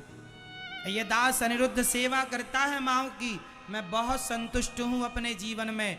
ईश्वर को मैंने जवाब देने के लिए बना लिया है, अपना तैयारी कर ली। भगवान पूछेंगे क्या किया तूने, कह सकूंगा ईश्वर जो आपने ये मानव तन, देखो ये जो मेरा शरीर है ना मेरी माँ, ये जो मेरी चमड़ी है ना, है या नहीं, आपकी भी चमड़ी है। जब मेरी चमड़ी, जब मैं मरूंगा तो मेरी चमड़ी से ना ढोलक बनेगी, ना मेरी चमड़ी से आपका बेल्ट बनेगा, ना मेरी चमड़ी से आपका जूता बनेगा। सुनो, बकरे की चमड़े से तो ढोलक भी बन जाती है, बकरे के चमड़े से तो जूता भी बन जाता है, बेल्ट पर्स भी बन जाता है। अरे बकरे का चमड़ा, ऊंट का चमड़ा तो फिर भी किसी ना किसी काम आता है, लेकिन ये दास अनिरुद्ध है, मेरा चमड़ा तो आपका जूता बनने के काम भी नहीं आएगा, मरने के बाद तो ये कोई काम आएगा नहीं। अरे जीते जी किसी के काम आ जाए तो कर लो काम, कर लो सेवा, मरने के बाद तो जूता भी नहीं बनेगा इस चमड़े का। काम आ जाए ये शरीर किसी के, यही इस शरीर की सार्थकता है। हाँ या ना? बोलो हाँ या ना? इसलिए ये दास अनिरुद्ध इन हाथों से अपनी माँ के पांव दबाता है। तुम भी दबाया करो, एक दिन तुम्हारे हाथ जल जाएंगे, ये चमड़ा काम नहीं आएगा, झूला झूल जाएगा ये चमड़ा एक दिन। सेवा कर लो माँ की, परोपकार कर लो, अच्छा कर लो, अच्छी सोच रखो, अच्छे विचार रखो। इसलिए कहता हूं आप भी किसी एक माँ का सहारा बनना, आप भी अपनी ओर से अन्न क्षेत्र बंटवाना। वृंदावन में जो सेवाएं चल रही हैं, आप भी अपने धन को धर्म से जोड़ना। लायक बनाया है तो थोड़ा थोड़ा योगदान करना, धन शुद्ध होगा। बांध कर तो ना तुम्हारे बाप दादे ले गए, ना तुम ले जा पाओगे एक रत्ती। जो धर्म से जुड़ता है वही अपना है। हाँ या ना? इसलिए आधा घंटा एक्स्ट्रा काम किया करो मेरे जयपुर के दोस्तों, मेरे भाइयों, ये सोचकर कि आपकी एक माँ गौरी गोपाल आश्रम में रह रही है और आपको आधा घंटा का जो सैलरी मिले, जो बचे, उससे उन माँओं की सेवा में अपने आप को जोड़ा करो, ताकि आप भी उन माँओं की सेवा से अपने आप को। ये बताओ, ये दास अनिरुद्ध, वहाँ जो 250 माताएं हैं, बताओ क्या वो आपकी माता नहीं है? क्या वो हम सबकी माता नहीं है? क्या उन माँओं की सेवा हमें नहीं करनी चाहिए? करनी चाहिए। तो आप भी थोड़ा ही सही अपने धन को धर्म से जोड़ना सीखिए। आप भी माओ के लिए एक कमरे की छत डलवा सकते हैं, आप भी माओ के लिए एक कमरा बनवा कर दे सकते हैं। एक माँ को गोद लीजिए, एक दिन का अन्न क्षेत्र आप भी बंटवाइए अपने बच्चों के नाम से, ताकि अन्नदान होता रहे, आप जुड़े रहें। और सेवा याद रखना, सेवा तो हो ही रही है, कोई दे या ना दे, सेवा करने कराने वाले तो भगवान है। यदि हमें और आपको निमित्त बना रहे हैं तो यह भी हमारा सौभाग्य है कि ईश्वर ने हमें निमित्त बनाकर चुना। तो आप भी निमित्त बन जाइएगा। यदि आप इस लायक हैं, कुछ भी देने लायक हैं, तो जरूर अपना नाम लिखाइएगा। प्रिय भक्तों, भगवान का नामकरण हुआ। आजकल के माँ बाप अपने बच्चों का ध्यान नहीं रख पाते। आजकल के माँ बाप बच्चों को क्या देते हैं, ये बैंक बैलेंस ले ले, ये प्रॉपर्टी ले ले, ये ले ले, ये सब बाद में दे देना, पहले संस्कार दे दो। पहले क्या दे दो मेरी माँ, जोर से संस्कार दे दो। धन तो बाद में भी मिल जाएगा। एक सर्कस में कुछ शेर थे, सुनिएगा, एक अच्छी छोटी सी कथा बच्चों के लिए सुना रहा हूं, हर माँ बाप को कान खोल के सुनना। एक सर्कस था, उसमें कुछ शेर थे। केंद्र सरकार ने कहा सर्कस बंद करो, आप जानवरों को टॉर्चर करते हो, तो सर्कस के सारे शेरों को जंगल में छोड़ दिया। जितने शेर, लगभग जो शेर थे, माना कि 8 शेर थे, जितने भी शेर थे जंगल में छोड़ा। पता चला उनमें से कुछ शेरों का शिकार जंगल के कुत्तों ने कर लिया। जंगल के कुत्तों ने शेर का शिकार कर लिया। तो इसमें बड़े बड़े लोगों ने विचार रखा कि कैसे पॉसिबल है कि शेर का शिकार कुत्ते कर लें। तो पता लगा कि वो शेर हो गए थे, सर्कस वाले शेर, बना बनाया मांस खाने के आदी हो गए थे, शिकार करने का टैलेंट भूल गए थे। तो जंगल के कुत्तों ने सोचा कि अपन भूखे मर ही रहे हैं, शेर को ही मारो, या तो मरेंगे या तो मरेगा ये। तो झपट्टा मारा, शेर भूल गए थे अपना टैलेंट शिकार करने का, क्योंकि सर्कस के थे ना, शिकार करने का टैलेंट भूल गए और मारे गए। अब ध्यान से सुनना, एक शेर होता है जंगल का, एक शेर होता है सर्कस का। सर्कस का शेर बना बनाया मांस खाता है, जबकि जंगल का शेर अपना शिकार खुद करता है। बताओ दोनों शेरों में श्रेष्ठ शेर कौन है, सर्कस का या जंगल का? बोलो। जो माता पिता, अब याद करो सेंटेंस, जो माता पिता अपने बच्चों को बहुत सारी प्रॉपर्टी, बैंक बैलेंस देते हैं, वह माता पिता अपने बच्चों को सर्कस का शेर बना देते हैं। जो बाप के टुकड़ों पर पलने का आदी हो जाता है, और जो माँ बाप संस्कार देकर छोड़ देते हैं, जा कमा कर खा, वो अपना शिकार खुद करता है। वह अपना बिजनेस व्यापार करके अपना नाम, अपनी इज्जत खुद बनाता है। तो अब आपको ये निर्णय लेना है कि आपको सर्कस का शेर बनना है या जंगल का। कौन सा शेर बनना पसंद करेंगे? जोर से बोलो मेरे नौजवान भाइयों, कौन सा शेर बनोगे? सर्कस का, जंगल का? जंगल का अच्छा है, पर जयपुर में बहुत सारे सर्कस वाले शेर हैं जो अपने बाप के टुकड़ों पर पल रहे हैं। इसलिए आपको ऐसा बेटा बनना है कि कोई आपको सर्कस का शेर ना कहे, जो कहे जंगल का शेर कहे। सर्कस का शेर मालिक के टुकड़ों पर पलता है, कुछ बेटे बाप के टुकड़ों पर पल रहे हैं। आप भी कुछ करो, अपना नाम, अपनी इज्जत कुछ अलग कर दिखाओ, या बाप की जो कारोबार है उसी को बहुत आगे ले जाओ, तब तो आप सफल हैं। और बाप के कारोबार को भी ठप्प कर दिया, बाप की संपत्ति बेच बेच के खा गए, तब तो आप सर्कस के भी नहीं, फिर तो गली के कुत्तों में नाम आ जाएगा। क्यों जी? इसलिए मेहनत करना सीखो। माँ बाप को भी चाहिए कि बच्चों को बहुत संस्कार दें, योग्यता दें, टैलेंट दें। आजकल कितने, अच्छा ये बताओ, जयपुर में दहेज चलता है कि नहीं? बोलो हाँ कि ना। दहेज लेते हैं?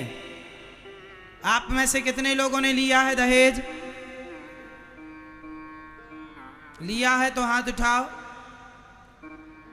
एक दो ही हाथ दिख रहे हैं, वो भी धीरे से, धीरे धीरे, कोई सुन ना ले। दहेज ले चुके हो?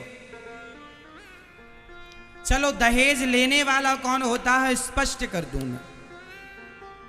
देखो दहेज नहीं लेना चाहिए, लड़की का पिता जो दे दे श्रद्धा से रख लो, मांगना नहीं चाहिए। आजकल के कुछ लड़के हैं, एक लड़का मंडप के नीचे बोला ससुर से हमें गाड़ी दो, गाड़ी गाड़ी चाहिए, गाड़ी। बेचारा लड़की का बाप था, बोला ऐसी तो कोई बात हुई नहीं थी दामाद जी, गाड़ी वाड़ी की आपने पहले बात करना था। नहीं जी हमें गाड़ी दो वरना हम चले जाएंगे। बेचारा लड़की का बाप था, लड़की की बदनामी ना हो, उसने, उसके पास ज्यादा था नहीं, बेचारे ने अपना घर बेच दिया। अपना घर उसने गिरवी रखा या बेचा जो भी, तो घर गिरवी रखकर उसने कुछ पैसे जोड़े और सवेरे गाड़ी खरीद करके दामाद जी को चाबी दी। एक दिन दामाद जी अपनी दुल्हन को बिठाकर गाड़ी पर ड्राइव कर रहे हैं, जा रहे हैं, तो सामने से एक अपाहिज भिखारी सड़क पार कर रहा था। लंगड़ा था, एक पांव टूटा, अपाहिज, और सड़क पार कर रहा। अब साहब बड़ी मस्ती में, दहेज की गाड़ी तो ठीक, धीरे धीरे कौन चलाता, उसे तो जोर से ही चलाते, पूरा एक्सीलेटर दे के चला रहा था। पत्नी बोले स्लो चलाओ, आराम से चलो, आराम से, पर वो तो दिए जा रहा रेस, एक्सीलेटर। अंत में वो भिखारी पार कर रहा था, बिल्कुल जाकर के गाड़ी ब्रेक लगाया, चिपक करके खड़ी हो गई। गाड़ी से उतरा और गुस्से से बोला क्यों रे, भीख ही मांगते रहते हो, कमा कर क्यों नहीं खाते, कमा के खाया करो, भीख ही क्यों मांगते हो। तो पत्नी ने 100 रुपए निकालते हुए उस अपाहिज भिखारी को दिया और बोला उसकी पत्नी ने कि इसका भीख मांगना जायज है क्योंकि ये अपाहिज है, भीख मांगना इसकी मजबूरी है क्योंकि ये अपाहिज है। आप तो अपाहिज नहीं थे, फिर भी मेरे पिता से भीख मांगी कि नहीं गाड़ी की।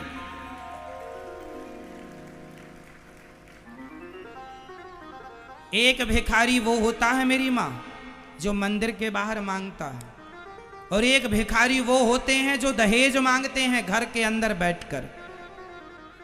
बताइए, मंदिर के बाहर जो भिखारी बैठा है, मंदिर के बाहर जो मांगता है उसे कहते हैं भिखारी, और जो दहेज मांगता है उसे क्या कहेंगे? जोर से और जोर से, भिखमंगा। जो मंदिर के बाहर मांग रहे हैं वो भिखारी हैं, और जो दहेज मांग रहे हैं वो भिखमंगे हैं। तो आप में से कितने हैं? कोई नहीं है? अच्छा, फिर अच्छा है कि नहीं है? होना भी नहीं चाहिए। यहां जितने माँ बाप बैठे हैं और जितने मेरे नौजवान भाई बैठे हैं, ध्यान से सुनो। विवाह करना, योग्य लड़की लाना, योग्य लड़की से विवाह करना, और इतना अपने आप को समृद्धवान बनाओ, इतना योग्य बनाओ, इतना टैलेंटेड बनाओ कि जो आपको चाहिए वो आप अपने बलबूते पर पूरा करेंगे, ना किसी से मांग कर पूरा करेंगे। मांगे से मरना भला, मत मांगो कोई भीख, और बिन मांगे मोती मिले, यह सतगुरु की सीख। इसलिए मांगना अच्छा नहीं होता, मांगा मत करो। आजकल तो जितना बड़ा आदमी होगा उतना ज्यादा मांगता है, इतना बड़ा मुंह फाड़ता है, ये दे दो, ये दे दो। ऐसा लगता कभी देखा ही नहीं अपने बाप की राज में कुछ, ये भी दे दो, ये भी दे दो, ये भी दे दो। जो कल बच्चा पैदा हुआ उसके भी कपड़े मांग लेते हैं लड़की के बाप से। जब पहनाने की ताकत नहीं तो पैदा काहे कर लिया।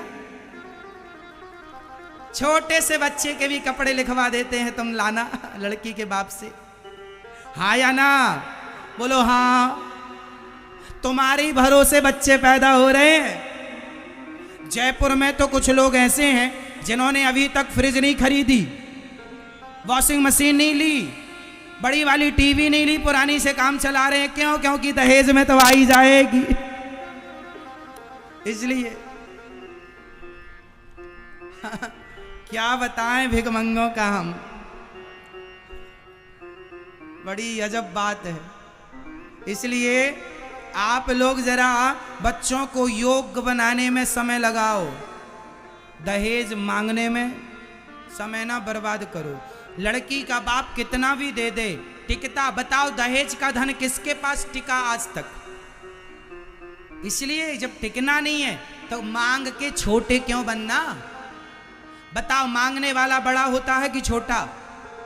बोल दो, बोलो मेरी माँ।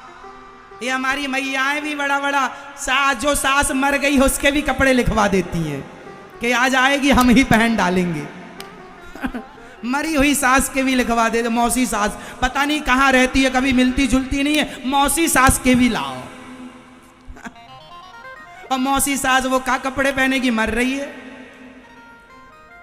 लेकिन ना लिख जाएगा तो आ जाएगा। और ये कुछ लोग ऐसे चतुर होते हैं कि ससुराल से सबके कपड़े बुलवा लेते हैं अच्छे वाले, और मेहमानों को अपनी ओर से घटिया वाले दे देते। ये आया ये वाला, ये कोई लड़ने थोड़ी जाएगा, देखना। ये चलता है। आई है 1000 वाली साड़ी तो 300 रुपए की साड़ी समधन को पकड़ा दी, ये आई है तुम्हारी जीजी। ऐसा चलता है, पूरा भ्रष्टाचार सब जगह है। हाँ या ना मैया? बोलो हाँ या ना? हाँ। तो भगवान का नामकरण संस्कार गर्गाचार्य जी ने किया। गर्गः पुरोहितो राजन यदूनां सुमहातपाः ब्रजं जगाम नन्दस्य वसुदेव प्रचोदितः।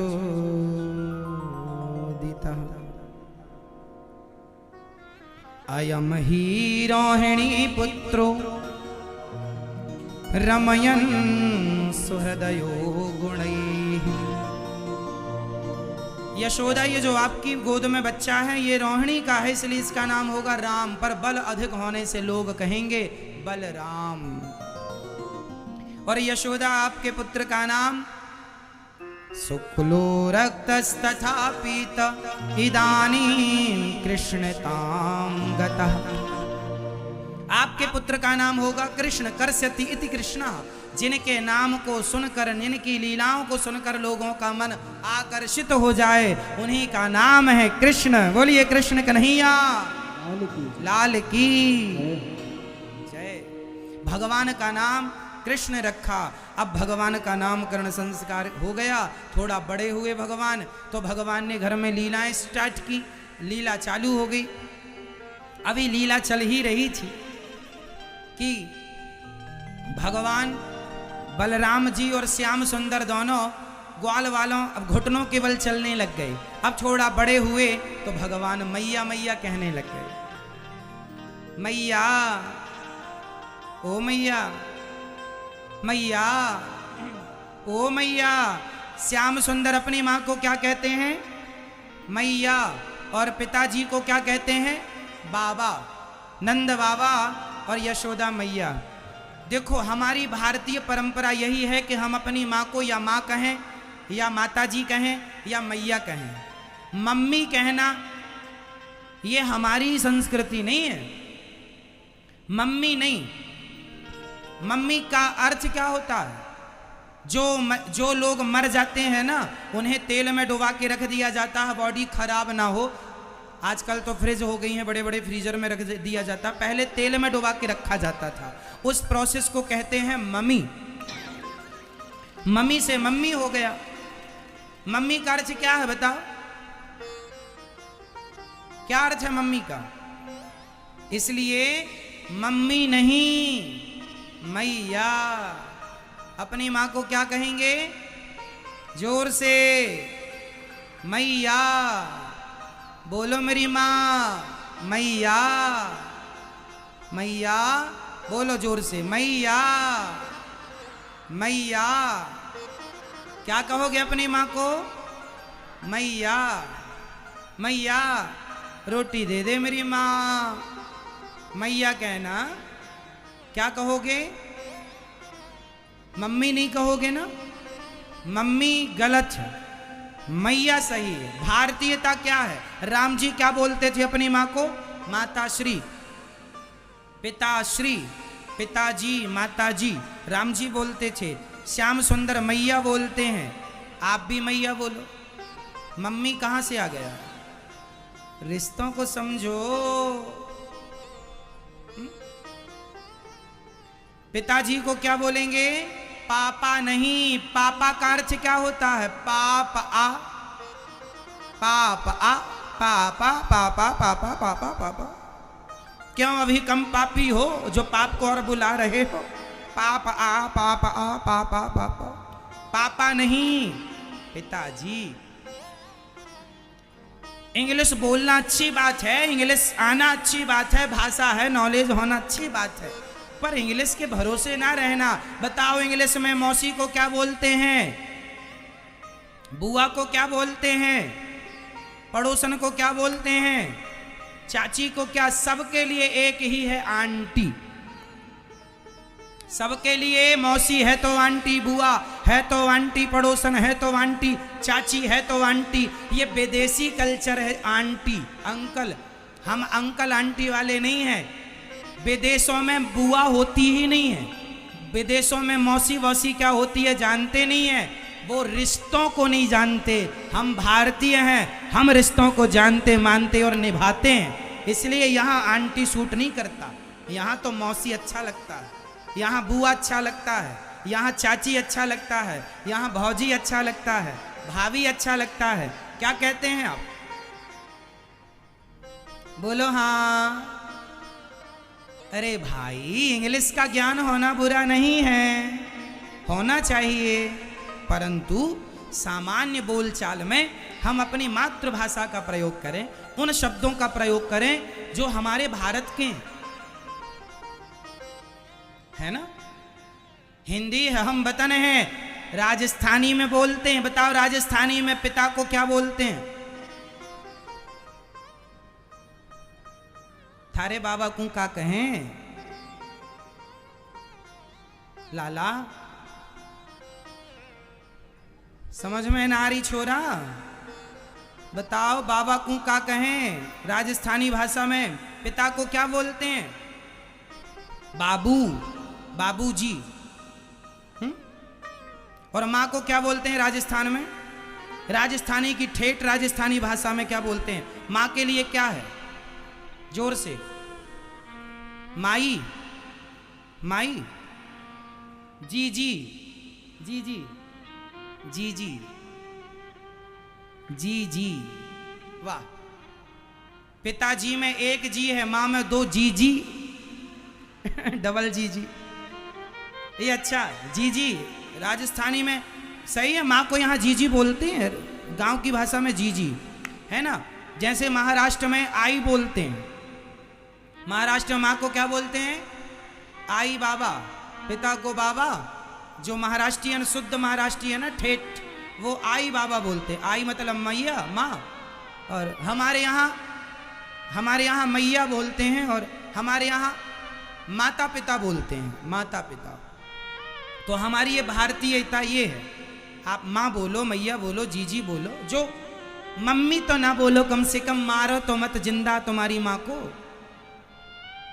मरी मम्मी को मम्मी बोलते हैं, जिंदा है माँ।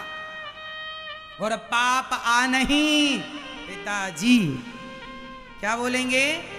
कौन कौन बोलेगा पिताजी आज से अपने पिता को? माताएं भी बोलेंगी अपने अपने, तुम्हारे पिता जिंदा हैं, पिताजी, माताजी। कौन कौन बोलेगा? माँ बाप दोनों को, माता पिता सब ठीक। अब भगवान बड़े हुए और माखन चोरी करने भगवान ने ग्वाल वालों की मंडली बनाई और आक्रमण। दौड़ पड़े भगवान ग्वाल वालों के घर जाके। गोपियां शिकायत करवे आई हैं, अरे मैया, ओ मैया, का है गौ सखी? अरे मैया थारे छोरा की शिकायत लेके आई हूँ। का क्यों हमारे लाला ने? सखी बोली मैया थारे छोरा की जितनी बात करूं सब कम है। का क्यों? सखी बोली हम पीठ पीछे कहवे की आदत ना है हमारी, जो कहेंगी वाके सामने कहेंगी, नेक बुलाइयो अपने लाला को।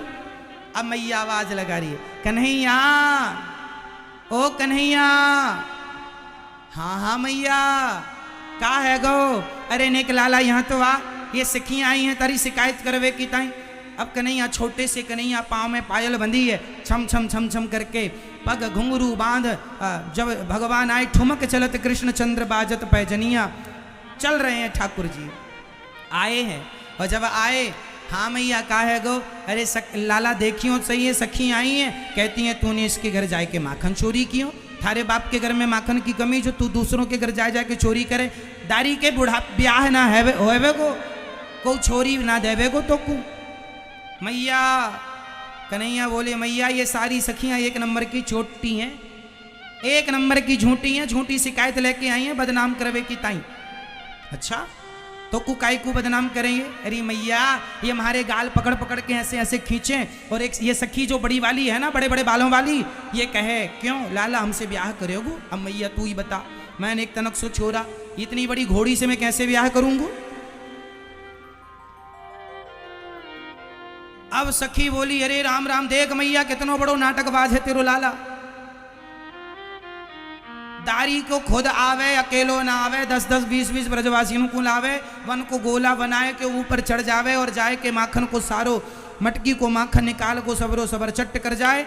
और आज बात करे कि मैंने यहाँ के संग नैन मटक्का कर रखे। एक दूसरी सखी बोली अरे मैया सुनियो, तेरे लाला ने दारी के ने का क्यों?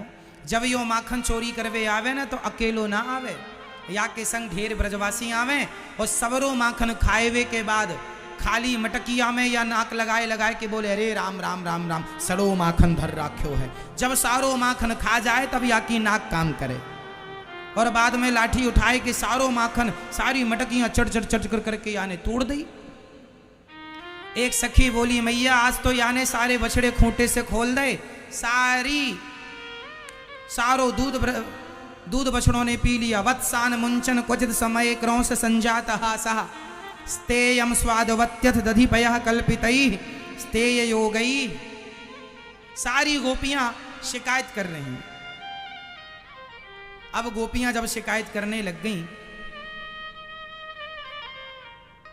तब मैया बोली च्योरे लाला ये सच्ची में माखन तू बछड़े खोले? खा बताऊं मैया, ये इतनी कंजूस सखियां हैं, बछड़ों को पिवाती नहीं दूध, सारो दूध दोह लेती हैं गाय का।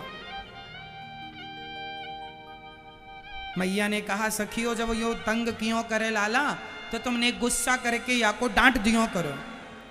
मैया एक सखी बोली मैया हम का डांटेंगी, जब हम या को डांटें तो हमारी तरफ देख के ही हंस देता है। इसकी हंसी देखकर, इसकी मुस्कान देखकर सारा गुस्सा हम भूल जाती हैं, कोई गुस्सा ही नहीं।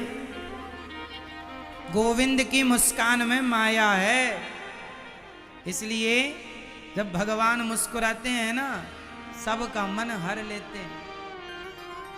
इसलिए भगवान की मुस्कान बड़ी गजब है? और भगवान की बांसुरी जब बजती है वाह अद्भुत। हाँ लीला की एक दिन भगवान ने मिट्टी खाई, मैया ने मुंह खोला, च्योरे लाला तेने माटी खाई है? ना मैया मैंने माटी ना खाई। चल मुंह खोल आ। इतने से मुंह खोल के भगवान ने पूरा ब्रह्मांड दिखाया, इतने से मुंह में। एक छोटा सा सवाल आपकी ओर आएगा, उत्तर दीजिएगा। बताओ मैया, मैया ओ मेरी माँ, सुन लो मेरी मैया। अच्छा सुनो, भगवान श्री कृष्ण और भगवान श्री राम ये भगवान हैं या नहीं? राम जी भगवान हैं या नहीं हैं? कृष्ण जी भगवान हैं या नहीं? तो कैसे आप भगवान मानते हैं? किस आधार पर? ऐसा कौन सा काम है जिस काम को देखकर ये पता लगता है कि ये भगवान ही कर सकते हैं, दूसरा नहीं कर सकता, ऐसा वो कौन सा काम है जिसे भगवान कृष्ण ने और भगवान राम ने वो करके दिखाया जो भगवान ही कर सकते थे, दूसरा कोई नहीं। वो कौन सा काम था? उत्तर दो। भगवान राम और भगवान कृष्ण ने वो कौन सा काम किया जो काम भगवान ही कर सकते थे, दुनिया को कोई मनुष्य नहीं कर सकता था? वो कौन सा काम था? जल्दी जल्दी बोलो। कौन सा काम किया मेरे कृष्ण ने और मेरे राम ने जो काम भगवान कर सकते थे, इंसान नहीं कर सकता?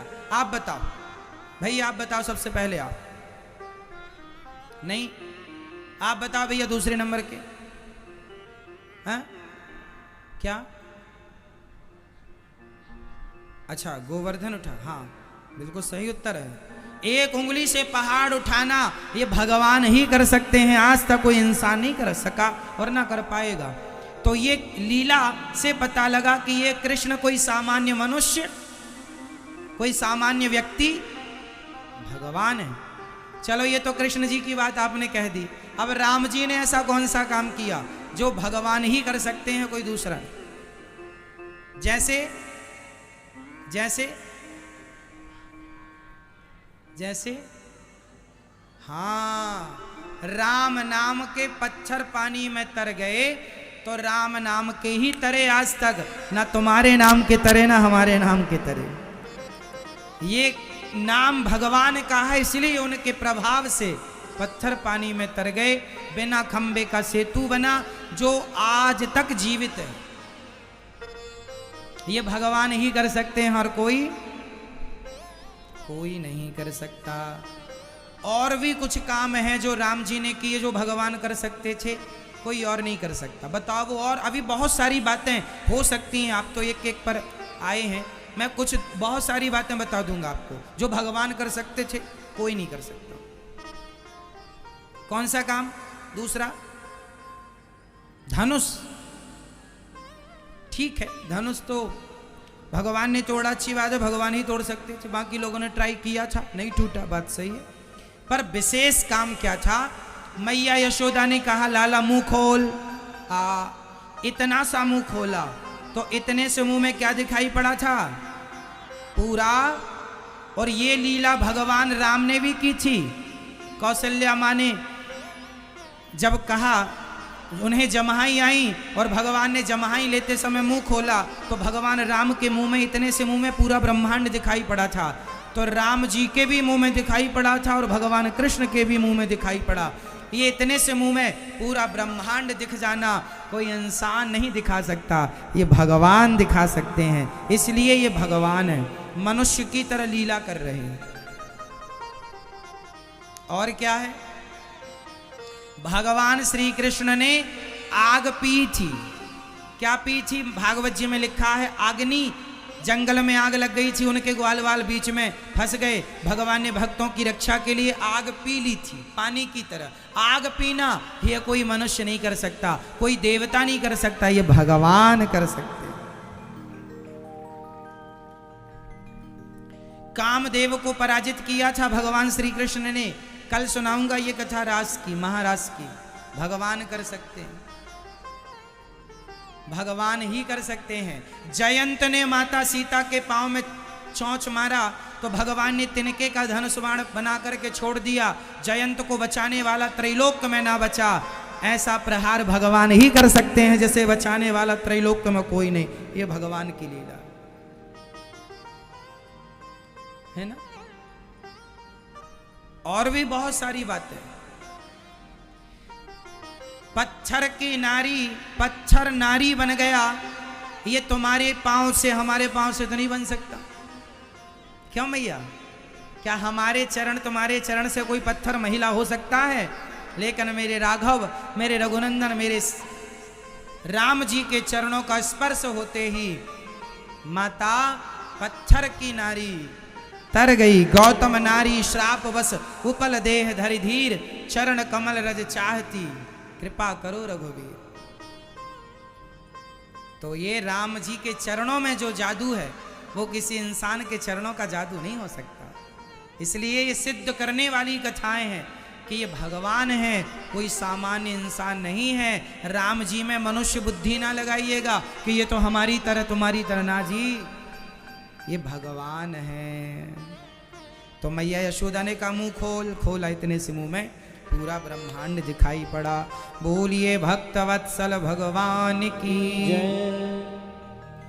राजा परीक्षित ने एक सवाल किया कि प्रभु, गुरु जी ये बताइए कि आखिर माता यशोदा ने कौन सा पुण्य किया है जिस पुण्य के कारण भगवान श्री कृष्ण उनके पुत्र बन करके आए हैं। कोई तो पुण्य किया होगा, क्या पुण्य था आप बताइए। तब सुखदेव भगवान कहते हैं, द्रोणो वसुनाम प्रवरो धरया सह भार्यया। ये यशोदा कौन थी? पिछले जन्म की धरा, माता धरा। वसुदेव जी श्रेष्ठ वसु थे जिनका नाम था द्रोण। नंद बाबा थे पिछले जन्म में द्रोण, और यशोदा का नाम था धरा। ये दोनों पति पत्नी थे पिछले जन्म में, गृहस्थ जीवन में रहते थे। और गृहस्थ जीवन की सार्थकता है कि द्वार पर आया अतिथि भूखा ना जाए, अन्नदान बना रहे, यही सार्थकता है। अन्नम ब्रह्मा, अन्नदान से बड़ा कोई दान नहीं होता। माता धरा अन्नदान करती थी, जो मिल जाए सब, जो द्वार पर आए सबको भरपेट भोजन कराती थी माता धरा। काम क्या था? जंगल की लकड़ी बेच करके जो पैसा मिल जाए खिलाती पिलाती थी। अपना सारा जेवर बेच करके सेवा में लगाया। देखो, सेवा ही सबसे बड़ी भक्ति है, और सेवा ही हमारे सेवा का पुण्य ही संग जाएगा। इस धरा का इस धरा में सब धरा रह जाएगा। सेवा जो की है हमने, बस वही पुण्य संग जाएगा। बाकी इस धरा का इस धरा में सब धरा रह जाएगा। तो पुण्य कर सकते हो, कर लिया करो, कर लेना चाहिए। भगवान की कृपा से माता धरा के यहाँ कुछ साधु आ गए। उनको खिलाने के लिए धरा के पास कुछ भी नहीं था। संतों ने कहा बड़ी भूख लगी है, कुछ खिलाइए, पर कुछ है नहीं तो क्या खिलाएं। तभी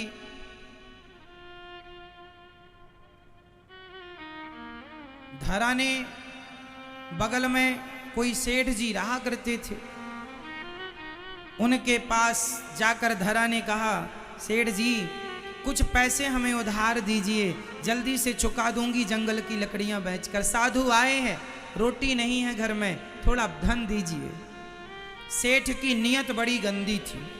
वो धरा को रोज गंदी निगाहों से देखता था, और वो रोज यही सोचता था कभी इसको जरूरत पड़ेगी पैसे की तो मैं दूंगा, पर बदले में उसकी नीयत खोटी थी। तो वो बदले में धरा से क्या मांगता है? धरा ने कहा सेठ पैसा दो, उसने कहा दूंगा, पर मैं ऐसे नहीं दूंगा, तुम कुछ गिरवी रखो। बोले गिरवी रखने को तो कुछ नहीं बचा, मैं जंगल की लकड़ी बेच कर ही चुकाऊंगी। सेठ ने कहा तुम्हारे पास है क्या? धरा के स्तनों की ओर इशारा किया। बोले तुम्हारी जो स्तन है ये मुझे दे दो, मैं तुम्हें धन देता हूं। धरा ने विचार किया कि ये जो स्तन है हमारे, ये तो मांस का टुकड़ा है।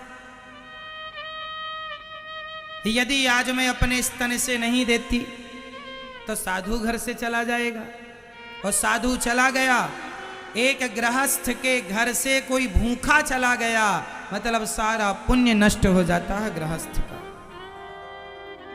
धरा ने कहा मेरे द्वार से आज तक कोई भूखा ना गया, साधु आए हैं बिना खाए कैसे जाएंगे, पर ये तो स्तन मांग रहा है, नियत खोटी है इस आदमी की।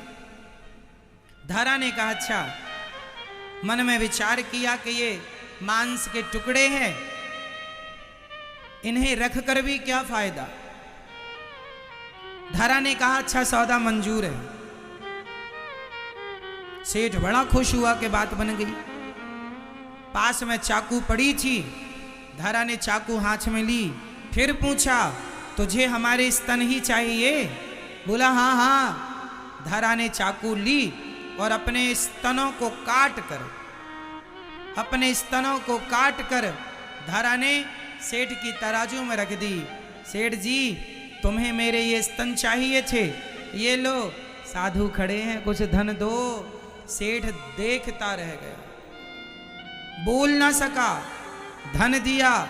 धरा ने उसी हाल में बाजार से सामान खरीदा, संतों के लिए प्रसाद बनाया और संत जब भोजन करने बैठे तो माता धरा के शरीर से रक्त ही रक्त गिर रहा था। संत ने कहा देवी आपके शरीर से ये रक्त कहाँ से? पूरी कहानी माता धरा ने सुनाई कि आपके लिए भोजन की व्यवस्था थी नहीं, साधु भूखा ना जाए, उसकी नियत मुझ में खोटी थी, उसने स्तन मांगे, मैंने काट कर दे दिए। वो कोई साधु नहीं थे, वो तो धरा की परीक्षा लेने साधु रूप में भगवान आए थे। और भगवान ने कहा वाह माँ, आपने संत सेवा के लिए अपने स्तनों का दान दिया, अगले जन्म में हम आपके पुत्र बन के इन्हीं स्तनों का पान करेंगे। वही धरा यशोदा बनी और वही भगवान आज कृष्ण बनकर माँ का दूध पी रहे हैं, माँ की गोद में खेल रहे हैं। माता धरा ने स्तनों का दान दिया, तब उन्हें कृष्ण जैसे पुत्र मिले। अर्थ ये मिला कि हमें द्वार पर आए अतिथि को कभी भूखे नहीं जाने देना चाहिए। अन्नदान से बड़ा कोई दान नहीं। अच्छा बताओ, इस धरती में कोई भी यज्ञ आप कर लो, वह यज्ञ बिना अन्नदान के पूरा हो ही नहीं सकता। क्या होता है? होता है अन्न